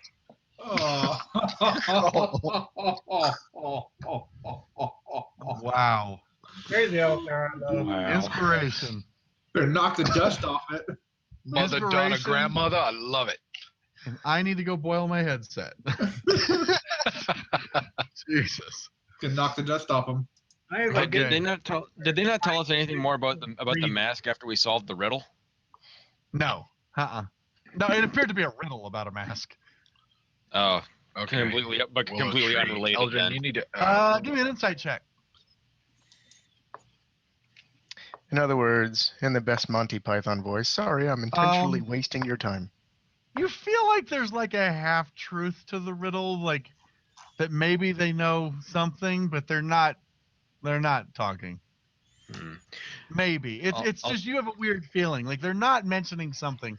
Like the riddle wasn't totally unconnected. Yeah, I'll turn to Elvitar and Ethel and I'll say like, there's got to be some hint of truth in this riddle that they've posed to us, and I'm wondering if like between that and what they've told us about there being monstrous creatures in the forest, if there must be something dark somewhere in that forest, and I'm wondering if it might be connected to this mask. Okay, about that time, Eldrin shows up to meet up with you guys, and Cromwell is finished digging his pits. Yes. It is it's past midday now. I don't know. It's early afternoon. I'll hook some tripwires to the pits and move a cart by so I can push the cart on top of the zombie or the whatever. Okay, so Cromwell's like, I'm gonna keep doing my preparations. You guys, Yes. you do you. I got this. So, I got Cromwell's actually kind of dropped into speed now, and so like he's dug like 4 pits. You can't believe how big they are too. They're like 5 feet deep, and he's out there. He's going, all right, I figured I'll take some rope and I'll tie these sharp sticks I found, and we'll put those together, and then I can string them this way. And I found these wooden blocks that I'm going to stack them on. And so you're lucky he's actually making pretty good preparations. And with Merrick's direction, I'm putting good points on them. yeah, and the big thing was you were going to string up the tripwires after the pits in case they got past the pits. And then Merrick pointed out it might be better to put them in front of the pits so they fall into the pits after hitting them. And you're like, they're coming from that way. Okay, I get it. Oh, that I was like, great. I thought it was weird that they were going to come through the town before they got to the pits. And I want to stack up things to push into the pit on top of them. Okay, yeah. So Yeah, you put the cart on the other side now, Yeah. so that it's on the town side. So they were going to have to climb over the cart, and then maybe they would fall in the pit when they jumped off. So basically, you come to them with a good idea that's misplaced, and then Merrick corrects it. So you're like, so they'll climb over the cart, and then when they jump down, they'll fall in the pit. And Merrick's like, maybe put the cart on the other side so they're focused on that and getting ready to jump, and they fall in the pit. And you're like, all right, if you think that'll work. The whole time you're setting up the defenses, you're like, I think he's screwing this all up, but okay. What are the rest of you doing?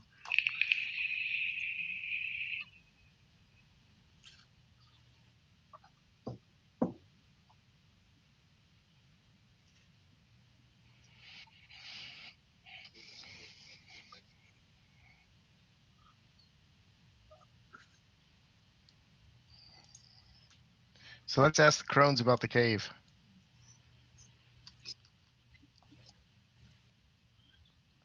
So what about this cave? What about this cave?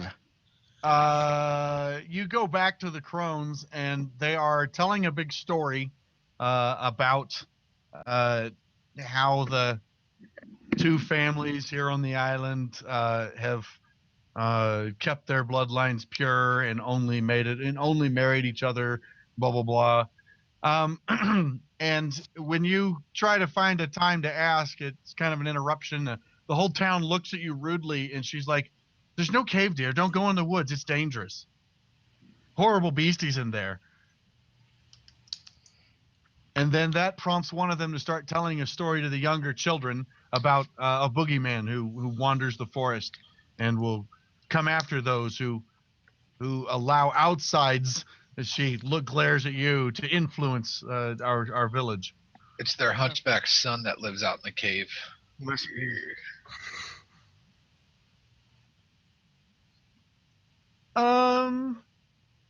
You get the impression they might.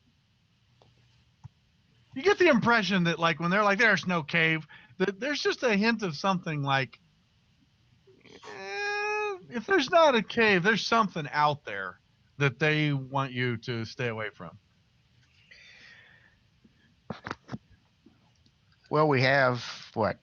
It's midday, a little past midday. A little past midday. We have a little while to kill. We can go look at the cave. We could get hurt. No time for a rest. Meanwhile, you got Cromwell is still fortifying. Yeah. It's Cromwell's brother out there. We could go find him. Cromwell doesn't have a brother.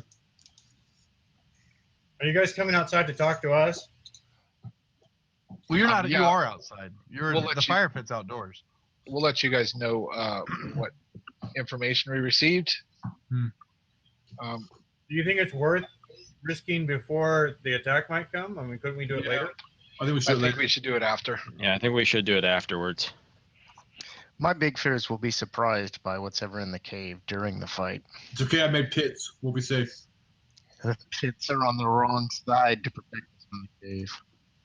Yeah, so I'd rather prepare for a threat we know is coming versus one we don't know is. That's a good point. Yeah, it's best not to prepare for what you don't know.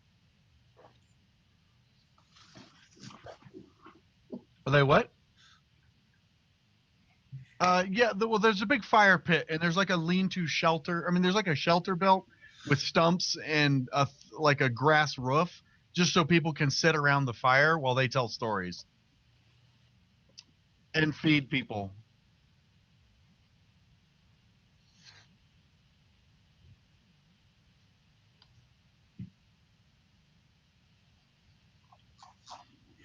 Ooh, it got real. Yeah. Trees, duh. You're gonna Yeah. you're gonna blow Elatar's chance of getting lucky 3 times tonight.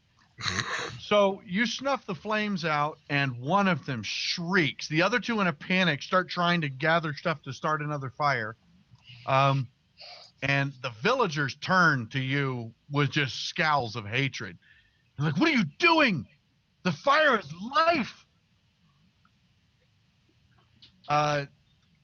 Elisan's like, "The creatures of the woods lair. It's the monsters. You stay out of there."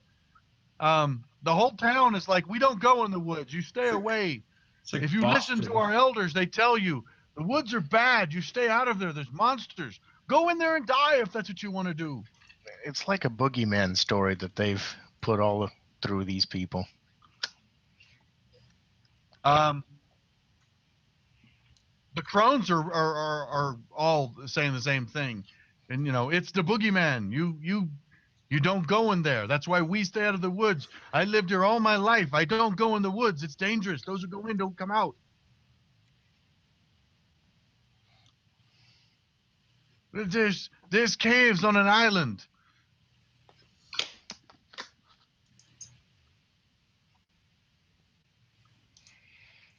The crones are just like, you need to leave. All the villagers are turning to you. You need to go. You need to leave now.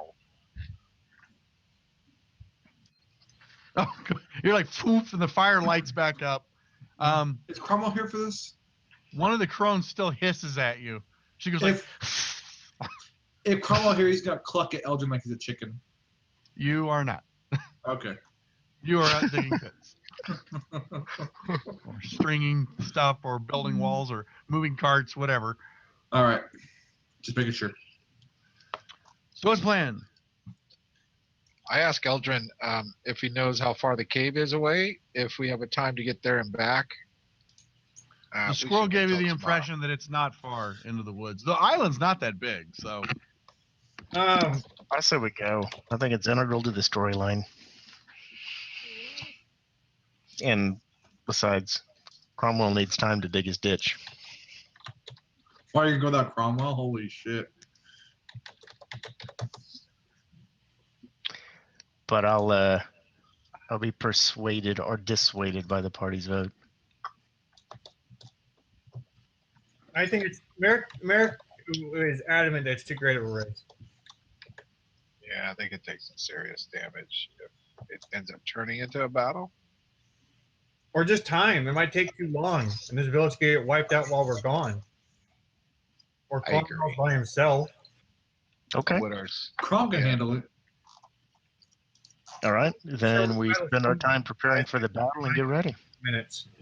Yeah, more- then Okay. after the battle, we can go check out the cave. More kills for Crom. Okay. And okay. if we need to rest after the battle, we'll rest. Let's put it this way. If Eric what would like to ask the little girl who first met us if she has something like a sling. Hey, let's ask her about the cave. She's outgoing. I bet she knows all about the cave. She doesn't follow rules. I don't think she knows what's beyond the village. We did. She Let's- said it's a boogeyman out there. Okay. Did we ask her, Jason, specifically about the cave? Does she know anything about the cave? No. You just ask her if there's monsters out there. Okay, we're going to ask her specifically if she knows about the cave. I don't even have any dialogue for this. Yes, she does know about a cave. It's a creepy place, and there's the shiny yellow metal, lots of it, and she Shiny sneaked in there once, but don't tell anyone. I'll take you there, but only if you promise to take me with you when you leave. Lots of gold. Yeah. Metal. The shiny stuff, and lots of the books, old stuff. No one goes there. Wizard. Then I heard the boogeyman coming and I left. I wasn't supposed to go. Don't tell anyone. We might It's need not him. far. I can take you. It's not far, but you only if you promise to take me with you when you leave. I can't stay here. My mom, my pa are gone. I don't belong here. We'll take you off the island. We'll take you to another town. Okay, then come with me, quick. Not much time. We got to be back before dark. Am I going with them or am I staying here working on stuff? I'm assuming you're fortifying. Okay, yeah, just making sure. Merrick is staying with Cromwell. Merrick stays with Cromwell. Okay. Okay. Let's go. Yeah, Nathan's gone. Boop-ba-doo, boop-ba-doo, boop-ba-doo.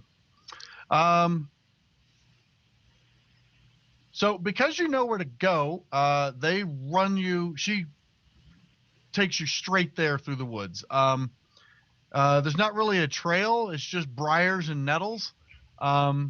It's about 15 minutes through a really thick part of the woods, and she gets to a ravine that's water filled, and down towards the bottom you can see a cave that goes downward at like a 45-degree angle. It's pretty steep though, and it's going to require a climbing check to get down there. Can we use a rope and whatnot to get down?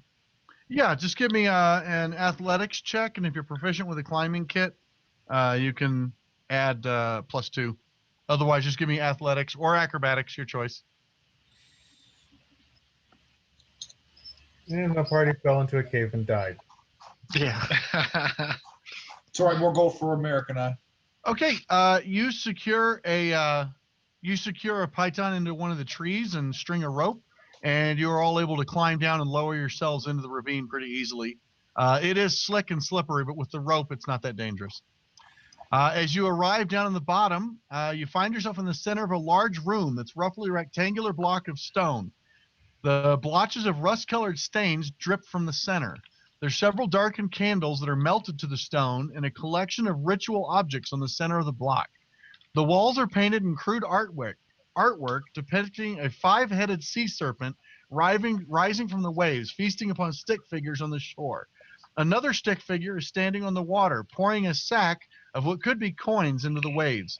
Something about the place raises hairs on the back of your neck. There's definitely something wrong here. You all feel a real sense of unease. I think maybe we ought to back out and. I need a I need a wisdom saving throw from everyone entering the room. Halflings, you have advantage on the check. Halfling singular.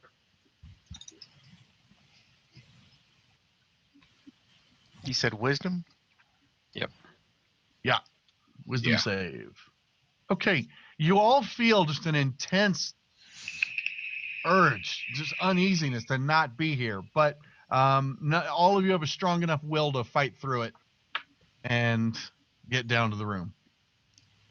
Can I cast? So what do you want to do down here? Oh my goodness. Yeah, religion. I'm gonna do that too. You are fairly confident that the artwork on the walls implies a creature that is like an offshoot variant of Tiamat, deity of evil dragons and greed. It's pretty rare for humanoids to worship her, but there is sometimes a sacrifice of wealth is what makes you think that. It's also pretty obvious to you, as a pretty accomplished tracker, that no one has been in this room for years. Can we look at the floor? Has something else been in the room? Let me see something here. Did they mention it? No, they didn't. Has someone else been in the room? Something else. Are there Oh, tracks of something other else. humans around? No, there are not.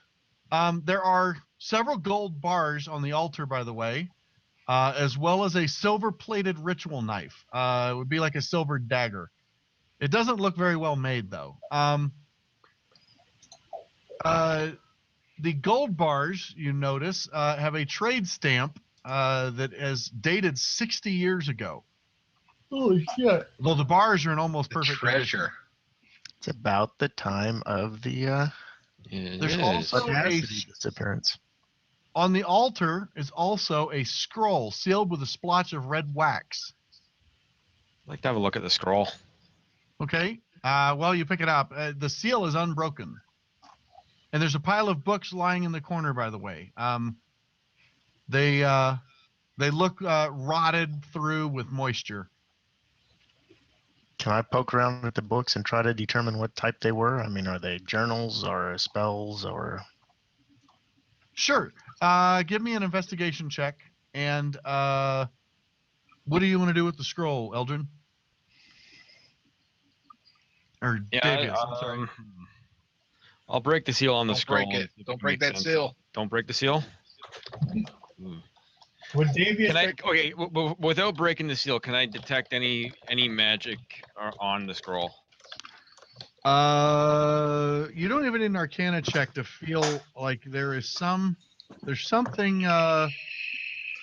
nothing magical about the document, but it's the vellum. It seems like it's pristine. It's obvious no one's been here in a very long time, and this, like the books over in the corner, they're rotted through with moisture. and dampness, but this thing seems fine. It seems like it's untouched. It seems like it's been kept in a scroll case. But it hasn't been kept in a scroll case. How many bars of gold?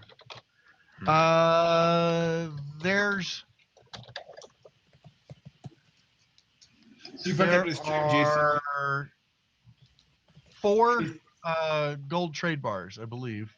Is there dust on top of the bars? Yeah. When you wipe the dust away, though, they're spotless. There's no marks, and they look freshly minted. Who's asking me something? No, Twitch, you forgot to change the pregame hangout part. Oh, God, has it been up this whole time? Yeah. Son of a bitch. Oh, my God. Oh, well, shit. luckily, there hasn't been a map that's covered up. Yeah, no kidding. Yep. Oh, my God. I can't believe nobody mentioned that. I never did now. I think there hasn't been any combat yet, is why. Right. Here's what I'm thinking, you guys. Let's I don't think we should disturb the stuff in here, just in case it comes looking for it, and we're in the middle of battle. Ithil, as you're looking through the books, you start to realize that they are journals. Most of them are useless, but you do find one tome that's particularly old and is written in some sort of leather. It's draconic writing. Which I read. It's faded badly, but you can decipher it. You're skimming through it. You'd need an hour or two to see what it's really about. All right, I'm going to pocket that book. Okay. Elvitar, you think it's best that we sally back? Yeah, we should make our way back. I don't want to risk that thing showing up when they're in heat of battle. So are we taking head back? I'd like to pocket the scroll, but before I I recommend really just because it's going to come looking for it. The first place it's going to come is the town. Oh, I'd like to see if there's anything The last thing we need is a interesting fireball to our about back. the wax seal itself. The wax seal, Arcana check.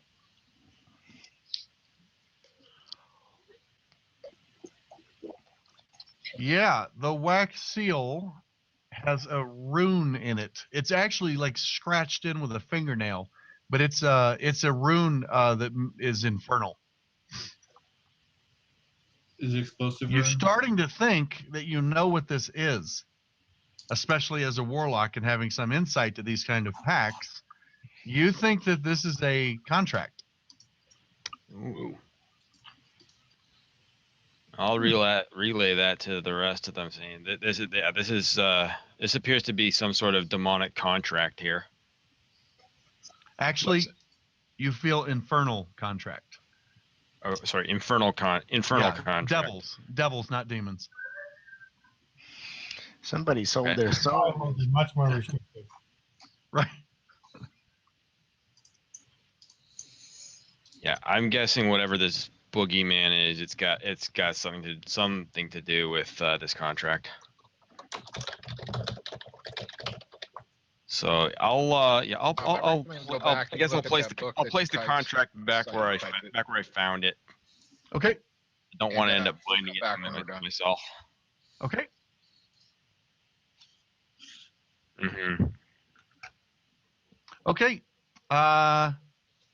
So you leave, and as you are climbing up out of the ravine,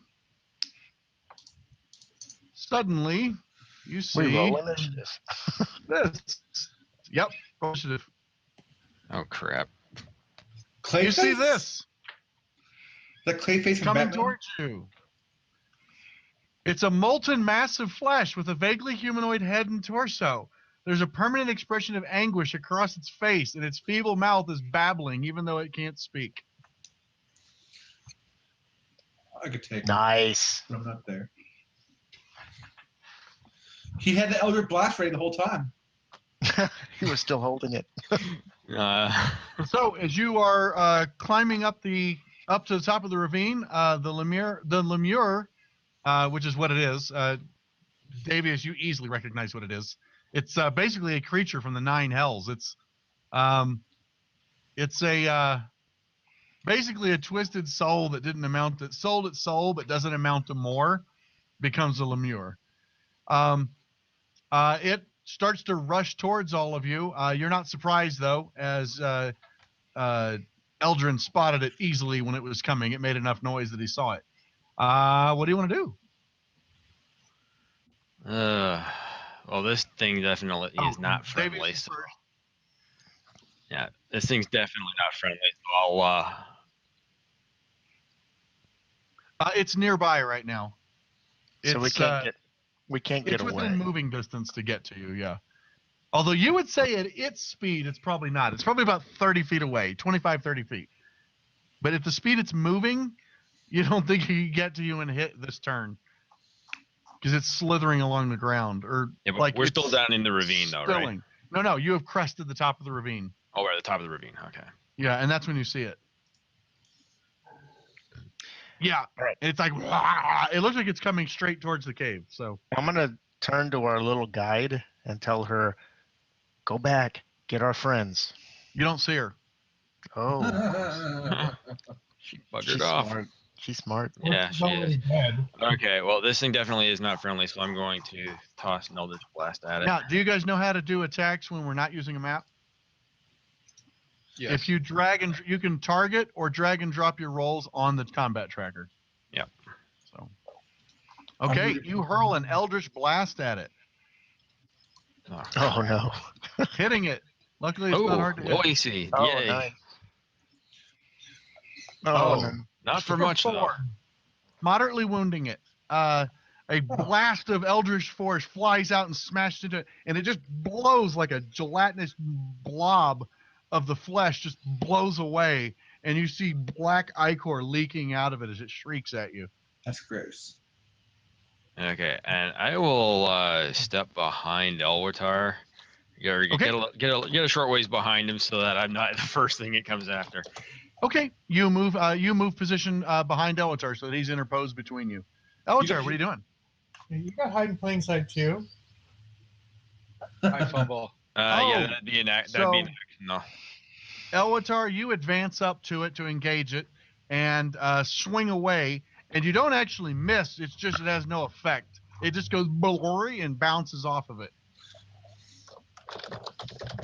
Oh, boy. Ithel. All right. I'm going to do Firebolt. Okay. Why did it give me advantage? Whoa. Oh, because I double-clicked again. I got to quit doing that. No problem. Well, they both hit, so I guess you're in good shape. You blast it for 3 damage. The fire just goes. As it hits it, it appears to be completely immune to fire. Excellent. We have discovered your version of a zombie. Yeah, and I'm just going to move back. Is this creature's name Grendel, by the way? A Grendel. Yeah. No, it's a lemure. It's an actual thing. I know, I was just making terrible jokes. I'm sorry. Oh. Okay, that was terrible because I don't even get it. Beowulf? Grendel, I believe, is from Beowulf. I know what Grendel's from. I'm trying to figure out why he thinks. Okay. Yeah. Eldrin. Okay. Terrible joke. I'm sorry. What? Okay. It makes its saving throw.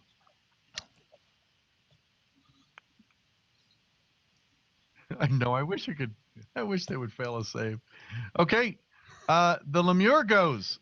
Whoops. Sorry. Cromwell's not there. The lemure goes and attacks. Let me see.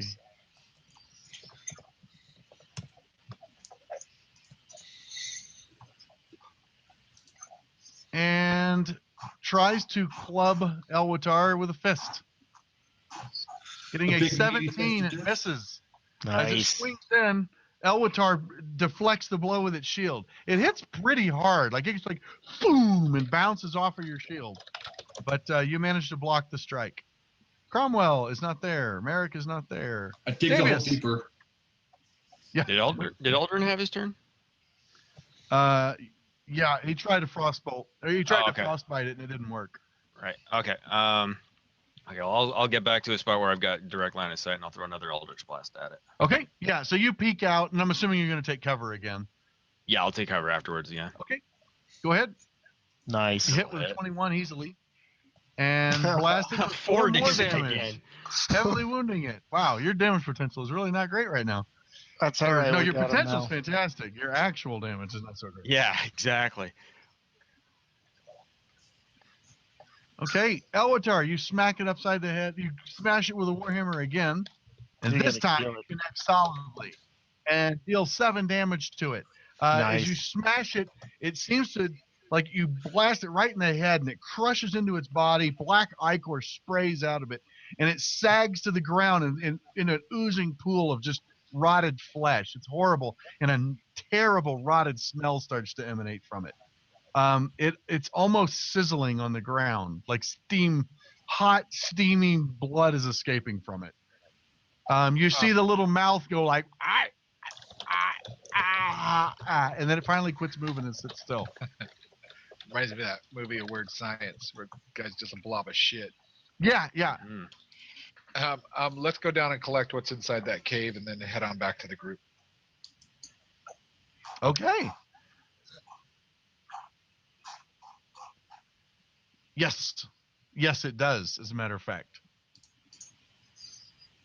We'll do a better job of searching the cave, and then we'll move Okay. back to Cromwell and Nick. Okay, so you go down and collect the trade bars.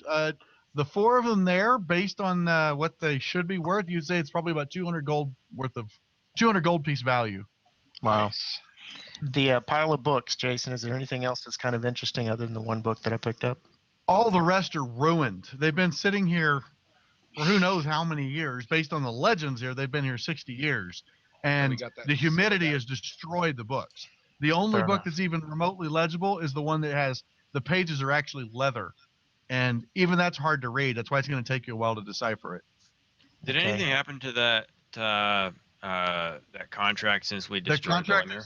is still sitting on the Okay. altar. Let's collect all that. It's 3 gold bars. It's 4 gold 4 bars. gold bars. Each one's worth 50 gold. All right, a silver dagger, right? Yeah, ritual you do dagger? find a silver dagger. It's a ritual dagger. The silver doesn't seem like it was that well plated. You've seen much better work as a dwarf. Okay. Actually, would I know whether the contract will have already been bound to anyone or anything with that seal being intact? Oh yeah. I'm sorry. I would not that you're asking that. Yeah. It's the seal is the reason it's done. This is a contract that already exists. Okay, so it is already bound to someone then, or Yeah. something. Yeah. You Okay. you are quite confident you could open it. Oh, okay. Yeah, okay. I'll Like break. you're not going to be cursed to some contract by opening it. Okay, then I will break the seal on it then. Okay, the candles around the room suddenly flare to life when you open it. Looking over the contract, you recognize, here's what you can see. It is a contract between the servants of the queen and the folk. You've noticed, by the way, that all the villagers call themselves the folk, and they call you guys outsides. It's a deal that was struck 60 years ago. The islanders traded their souls and a fortune in gold and gems in exchange for personal power and casting away the outsides, unless the deal is broken. Huh. And this was related to Tiamat. This whole cave. The stuff in the cave seems like, yeah, it could be Tiamat. Okay. Okay, I'll relay the information and say we should tread carefully with these villagers. All right, nothing So else of you're on interest it. in the cave? No. All right, let's head on back. Okay. Yeah. We'll tell the rest of our party that we need to Yeah, watch our this backs. this contract is very likely I'm gonna why show they Cromwell. were. Look what we very- found. The big old hefty gold bars.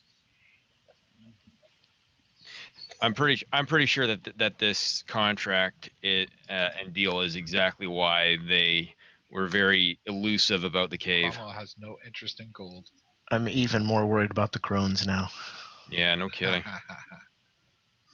So, as you get back to the, by the way, 100 feet from the cave when suddenly Ellison shows back up. And she's like, oh, I saw the big baddie coming and I went running. I'm so glad you're safe. You promised you'll take me with you now. So let's head back to camp. I kind Okay, of pat her on the head.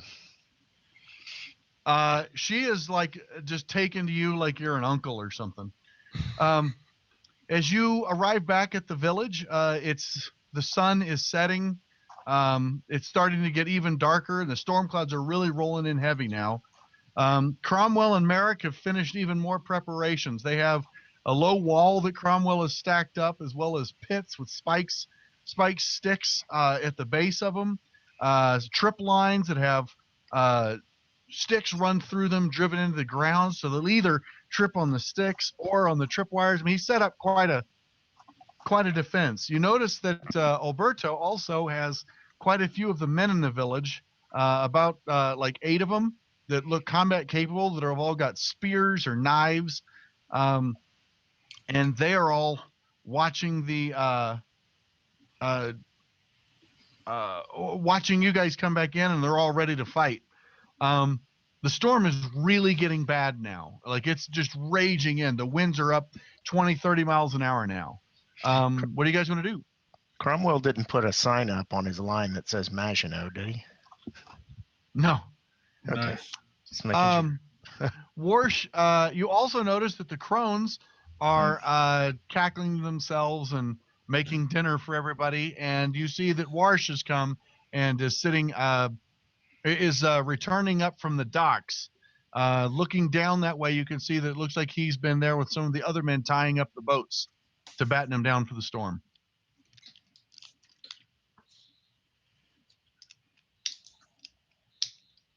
I said we get ready. Okay. I'm gonna roar up the storm. We tell Cromwell and Merrick what we found down in the cave. Show him my bag of gold, boss. Nice. Nice. Okay. Jason. Yeah. Okay, first off, Merrick wanted to try to find a sling if they had one available. They do not have weapons here, really. They have sticks, like spears. Yeah, their spears are really javelins. They're just sharpened sticks, and some of them have knives. Okay, two questions. One, can I cast an illusion and be in it? How do you mean?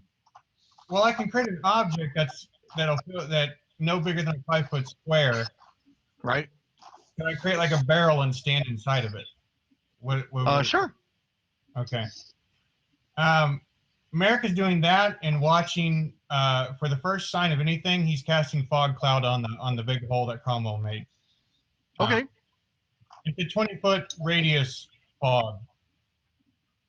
Okay. You want to cast the center of the hole, but it only lasts an hour, so I have to wait until there's sign of something. Okay. So as night hits, you are all on various duties. Cromwell, or who's watching? What's your general plan for who's going to be where? I want to be near the pit, ready to like push a cart in on top of people. That's where I'm at. Okay. I can take a watch. I'm gonna be hidden behind the cart. Yeah.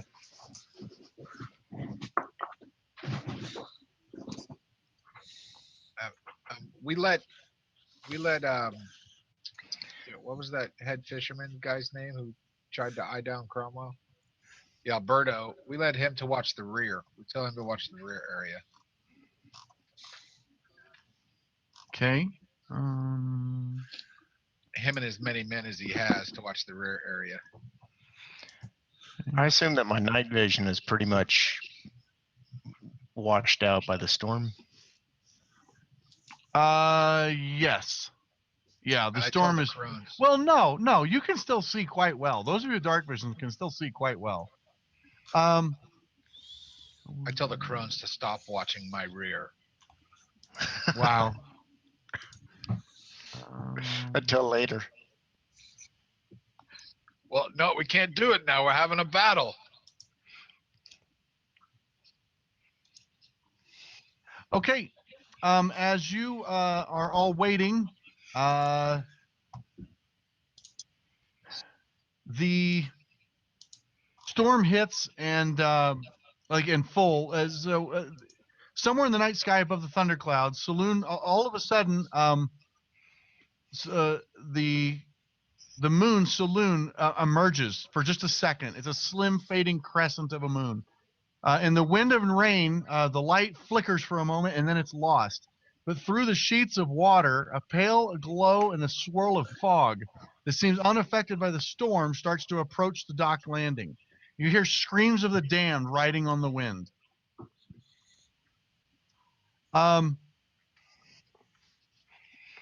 So you see, as they start to swarm up the shore, you see probably 24 kobolds, as well as several pirates coming up the shore. And towards the rear guard where you had Alberto, you hear them suddenly cry out with you, "Where is Joy?" And scream the attack. Nice. As you start to come up the shore, as they start to rush up towards the village, the kobolds, as they approach the picket line where the traps are and the pits, you see right off the bat like a dozen of them trip and fall into pits immediately. And Nice. the first half just immediately floop and fall in. And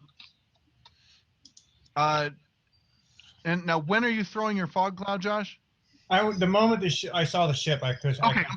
So, well, actually, you know what? Let's be fair then. A little over a dozen of them hit, as well as there you saw 3 different humans that were. I mean, they look like pirates, scimitars and bucklers, and wearing pirate outfits. All but one of them, as the kobolds start to vanish, start looking around, and then they trip and fall into the pits as well. When you're done, there are 11 kobolds and a pirate left that make it past the picket lines and barricades. And I would like everyone to roll for initiative. All right. Hey. So much for priming my dice. Oops, remove that. I was just really surprised it worked. Okay, so Yeah. No, you did mean that direction. Yeah. So we're going to keep this pretty simple. You got 11 kobolds and a pirate that you guys need to contend with. We're going to run down initiative order. Right now, every kobold is considered far away. They are about a dash from reaching you, as well as the pirate. Each of you are arranged pretty much to where you aren't firing over each other. I'm assuming Elwitar and Cromwell are up front. The Merrick is hiding in an illusion barrel so that he's actually up near the front, but they don't know where he's at. And then Davius, Ithel, and Eldrin, I will assume that you guys are towards the back, ready to use ranged attacks. Ithel, you're the first to act. What do you want to do? I'm going to cast command on the pirate and tell him to flee. Okay, go ahead and drag that saving throw onto him and check off your spell. Okay. He fails his saving throw. The pirate stops and looks and then realizes he doesn't want to be here, and he turns to flee. Darn it, I let the stream server time out again. I do that every time. So I'm going to move up 25 feet and fire a crossbow bolt. Okay.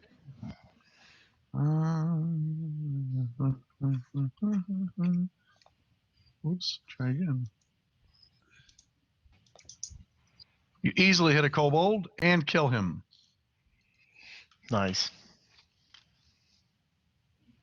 Let's make sure this showed up here.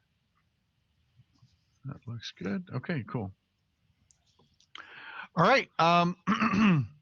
Hey, do I have a picture? Because that'd be pretty funny if I do. Pirate. Picture what? Pirate kobold? Kobold. I do have a picture of a kobold. And share. And I look at Cromwell and say, There we "Oh, go. that's one for me." 10 more or 12 more for you to catch up. Cromwell, shut up. You're hiding behind the cart.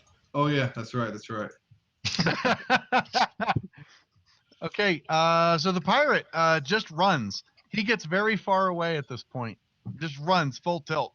He comes to his senses at the end of the round, but for this turn, he is just getting himself a long way off. Davius, what do you want to do? I will. Oh, I'm not gonna worry about the pirate if he's running away. I'll just help whittle down some of the kobolds, and Okay. I will cast Hex for some extra damage. Let me ask you a question. Yeah. About Hex there. Are you at the point where you can move Hex to another target yet? I'm pretty sure as long as if the target drops. Yeah, I to think 0 you can hit do that at points- first level. Yeah, you can do that right from the start. If the target dies before the spell You can use a ends, bonus you action use to a move it bonus to a new action to creature. shift Okay. it to another target. I just want to make sure because they're kobolds and I don't want you to waste your spells Yeah. that quickly. I figured just Okay. because I can do that, it wouldn't. Okay, well, be a you big pick. problem. I'm going to assume you're picking a kobold that's closest to you and the most likely to engage you. Sure. Which one's that? Oh, it doesn't matter. I'm just saying. Okay. I just Alright. want to make sure, like, Yeah. you're not blasting one on the far side. So. Yeah, no, it'll be one of the closer ones. Yeah, 'cause Okay. The thing with the higher levels is just the duration of the spell. Yeah. Okay. Have I got that targeted? Excuse me. Oh Okay. crap. No. All right. So your Eldritch Blast flies horribly wide, but it's sizzling as it rips through the air. Where does it hit? Nowhere. It hits the It floor. soars off and smashes into the tree. Hit the tree? it Okay. makes- Damn it.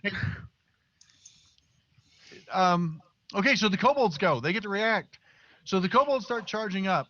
Kobold 10 is the first one to reach Elwatar and attempts to run him through with his dagger. Hitting for 3 damage. I'll actually target that to remind me that that's where he's at. So he is engaged now with Elwatar. Kobold 11 also runs up to Elwatar. And he will try and attack with a dagger. Hitting.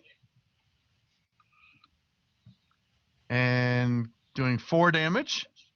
And then Kobold 2 is the last one to run up to Elwatar. By the way, they have advantage on these attacks because of pack tactics. And attacks Elwatar, hitting. For 4 more damage. Okay.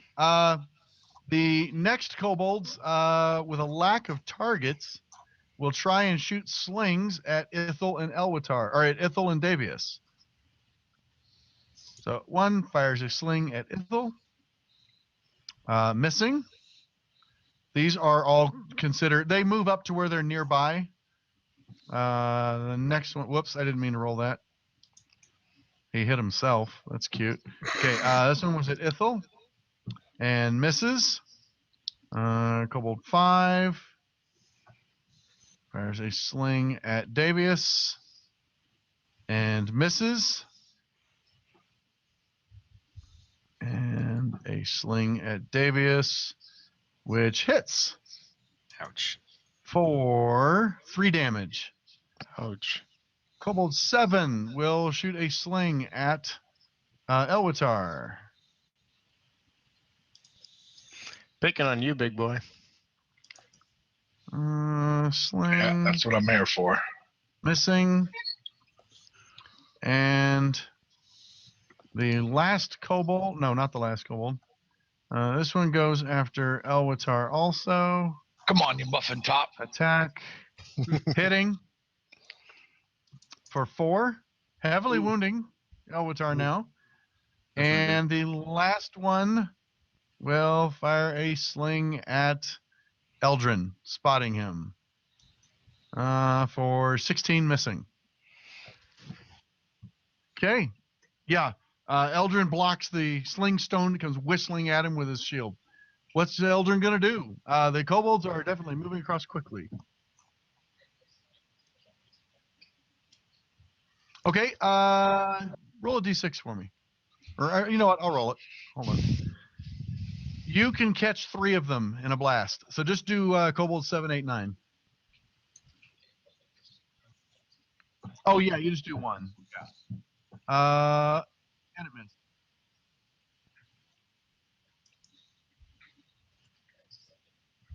And all 3 of, or no, 1 of them fails. 9, which is now the only one you have targeted.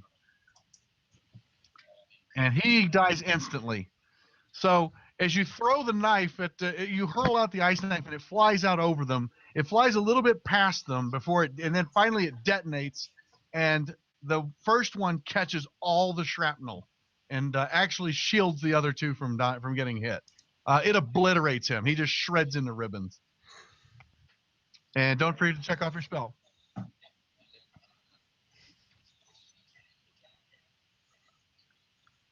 Nice. Okay, so let's go ahead and grab the giant bear.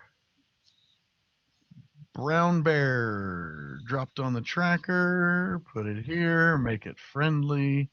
And the bear has initiative. Oh, actually, that works out pretty well. Let's do 7.1. Okay. So you move to brown bear. Are you running up to engage? Okay. You run up near Elwitar and engage another pack of them. Merrick, what are you doing? You're in a barrel. You see kobolds running up. Some of them are actually pretty close to you, but they have not spotted you inside your hidden barrel. Just did. You want to do what? I'm actually focused on what Eldrin just did. The kobold that actually died from the ice blast. Yeah. I'm going to create a silent image. I want to create my best ice elemental that basically comes out of that kobold that just died from the ice. Nice. And stands up in front of the group. Okay. Give me an Arcana check. I want to see how realistic it is.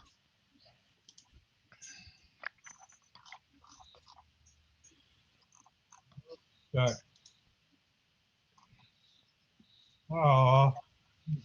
Not amazing. So as it bursts, there's actually a pause where like it blows out and then there's a big pause and then all of a sudden like ice starts to form up and crawl and an ice elemental forms up and like tears itself out of the shredded remains and looks around, but it just looks a little too clean, I guess. Like you think there'd be some blood on it or something. But it looks around and you see several of the kobolds look over it like, oh shit. It looks like anime. Wow. All right. That's my turn, I guess. Okay. So a couple quick questions. Wow. Are you kidding me? What? No. Okay. The 3 kobolds nearest completely buy it. Oh. Nice. Cromwell. So a couple questions. The kobolds and stuff that fell in the pit, are they alive or dead? The kobolds that fell in the pit, they are dead.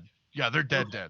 And they fell 8 feet and landed on spikes. They are just making really sure. dead. So I don't need to push the cart on top of them. Are there any kobolds? Are there any kobolds near the cart? Nick, there's 3 pirates in there too, though, bud. Yeah, you said they're all dead. No. Yeah, everything that fell in the pits died. Oh, okay. They're Shishka The kobold. pirates are dead too. And are there any of the kobolds near the pit? Or I mean, near the wagon. I mean. Yeah, there's kobolds near that you could reach in one move. Yes. No, I was thinking more like pushing the wagon over on top of them. Let me see. Spatially, yeah, you're gonna need a hell of an athletics check though to succeed in this. Go big or go home. That's my motto. Okay. That's right. I am gonna rage. Okay. Rage. I'll give you advantage on the athletics check. Yes. Hang on. Let me find that little thingy here. It's on the actions tab, right? Yeah, there it is. Check mark. Did I put that on myself? Okay. Yep.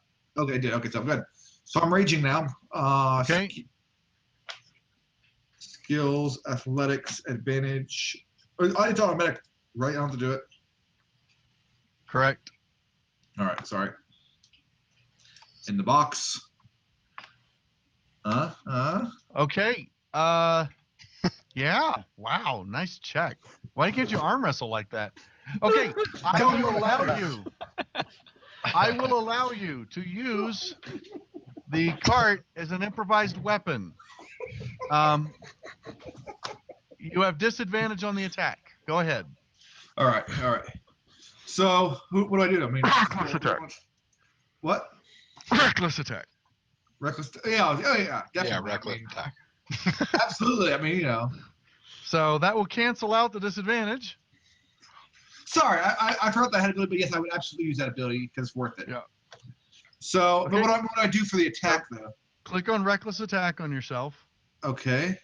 which will make you grant disadvantage for 1 round, or grant Okay. advantage. Okay. And then click disadvantage and roll an improvised weapon attack. Just do your unarmed attack. It's fine. Yeah, that's fine. Trust me, the damage will be. Okay. Yeah, 18. That hits. 2 of the kobolds die. Nice. 2 of the kobolds are just crushed instantly. And then Those of you who witnessed it are just like, what the hell? Cromwell all of a sudden is just like, "Rrr," and he goes, "Rrr," and just leans into it, and it literally, he hits it so hard, it upends, almost leaves the ground. And then as it comes down, the top of the cart just nails 2 kobolds and comes down on top of them and just crushes them. The cart weighs several hundred pounds, and you hear their little bodies just snap whenever he crushes them. that's awesome. Then I'm gonna move adjacent to like as many kobolds as I can. Okay, you move up and engage the last kobolds that aren't up against someone then. Yeah. Exactly. Okay. We don't Ithel. have a map. We don't have a map, but am I close enough to touch Elwatar? You could. He's near you. You could move over to him to touch him. And that's for the basis. You've got basically Elwatar, Eldrin, and Cromwell on the front line. Each of them have kobolds up against them, split pretty evenly, and you guys are behind them in the back rank. You could move up to one of them easily and still move back. All right, I'm gonna cast Cure Wounds on Elwatar. Okay.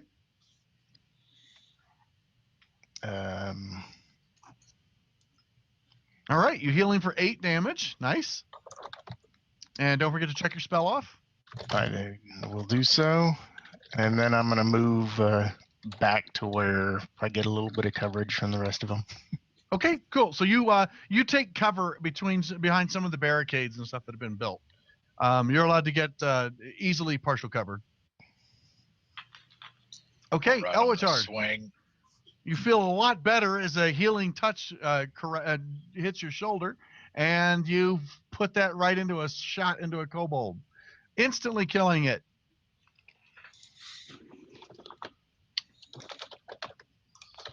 Okay. The pirate, recovering from his senses, turns around, starts to advance up, and he loads a crossbow and fires a bolt. He actually takes the shot at Ithel, since that's the one who cast the magic on him. He has -2 to hit because Ithel's in cover. Actually, I'm going to actually use the cover modifier. He is attacking into cover with a light crossbow. And where's Ithel? There he is. Bloop. What's his Okay. He misses with Excellent. a 15. My question was going to be, what was his base movement? And a light His crossbow. base movement is 30 feet, so he has come back 30 feet. At the time you cast it on him, he was about 60 feet away. He ran 60 feet away, and then he came back 30 feet. He ended up at about 80 feet. He was at the edge of his range. Right. That's close enough. He's the edge of his close range. I mean. Mhm. Okay, so Davius, your turn. You would say the pirate is now probably 70, 80 feet away, and the kobolds, like I said, are already engaged with the warriors. Okay, I'm gonna fire an Eldritch Blast at that same kobold. Okay. I think I still got him target. Yep. Oh, for Christ's sake! Oh my God. Again? Really? That thing barely even rolled too. Oh, wait! Oh my God! You're a fucking lucky halfling. You should have rerolled the last one. Oh right, Yep. that's right. Oh jeez. That's twice. You should have rerolled that. Yeah, that's Hey! oh well, That's that better. makes up for it. I That is forgot about luck, but that one makes up for it. Yeah. That's And that awesome. little bastard's going down. Kerplooey, That little bastard is exploding. Okay, you all of a sudden you hurl out a blast of Eldritch Force that smashed him, and he literally vaporizes. It's just whoosh, and there's just a red mist. Cromwell and Elwatar, actually no, all three of you have a red mist just like just spray across you. It's all in the bear's fur, just Nice. blows him apart. Maybe it'll make them look more fearsome. Yeah. Okay, so the kobolds start attacking. One attacks Elwatar. Oh, he has pack tactics. Sorry, he gets to attack twice then. By the way, Avatar, I'm up to 14. Neither one hits. Kobold 3 attacks with pack 14. tactics on Elwatar and scores a hit for 3 damage. Okay. Kobold 4 attacks Eldrin. Are you imposing disadvantage on this? Elwatar, because you're in between Yes. them, so you're adjacent. Yeah, I'll pose disadvantage on. Okay. So he will just have a regular attack then for the first one on Eldrin, and he crits.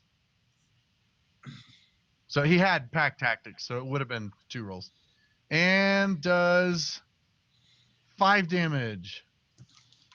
The next kobold.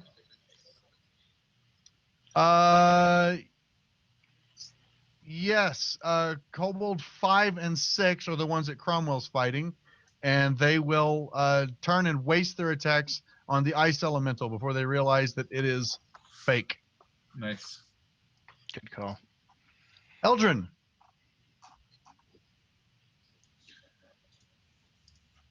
Okay.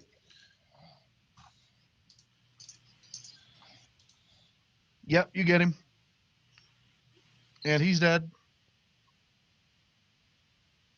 Yep. Hit. And you swipe him apart. Nice. You tear him from shoulder to scrotum. Death. Just and he just falls apart to the ground. Okay, Merrick. Okay.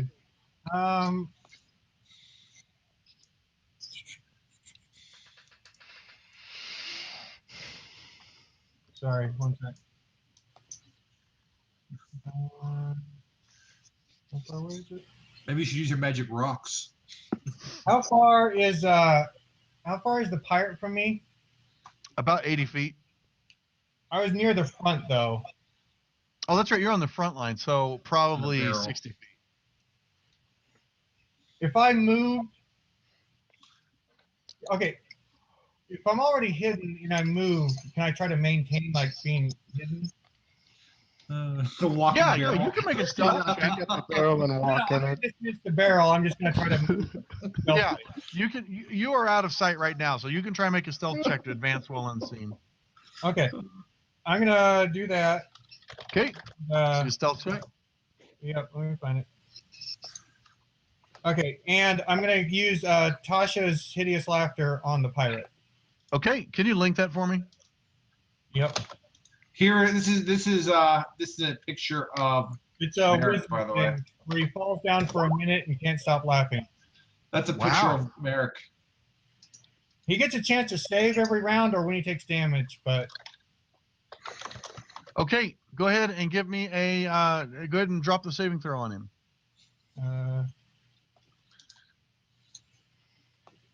Where is he?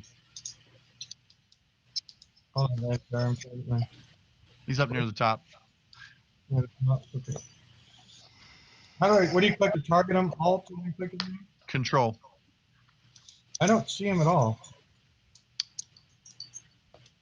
Oh, he's probably on the bottom of your combat He's at tracker. the bottom of the Sorry. combat.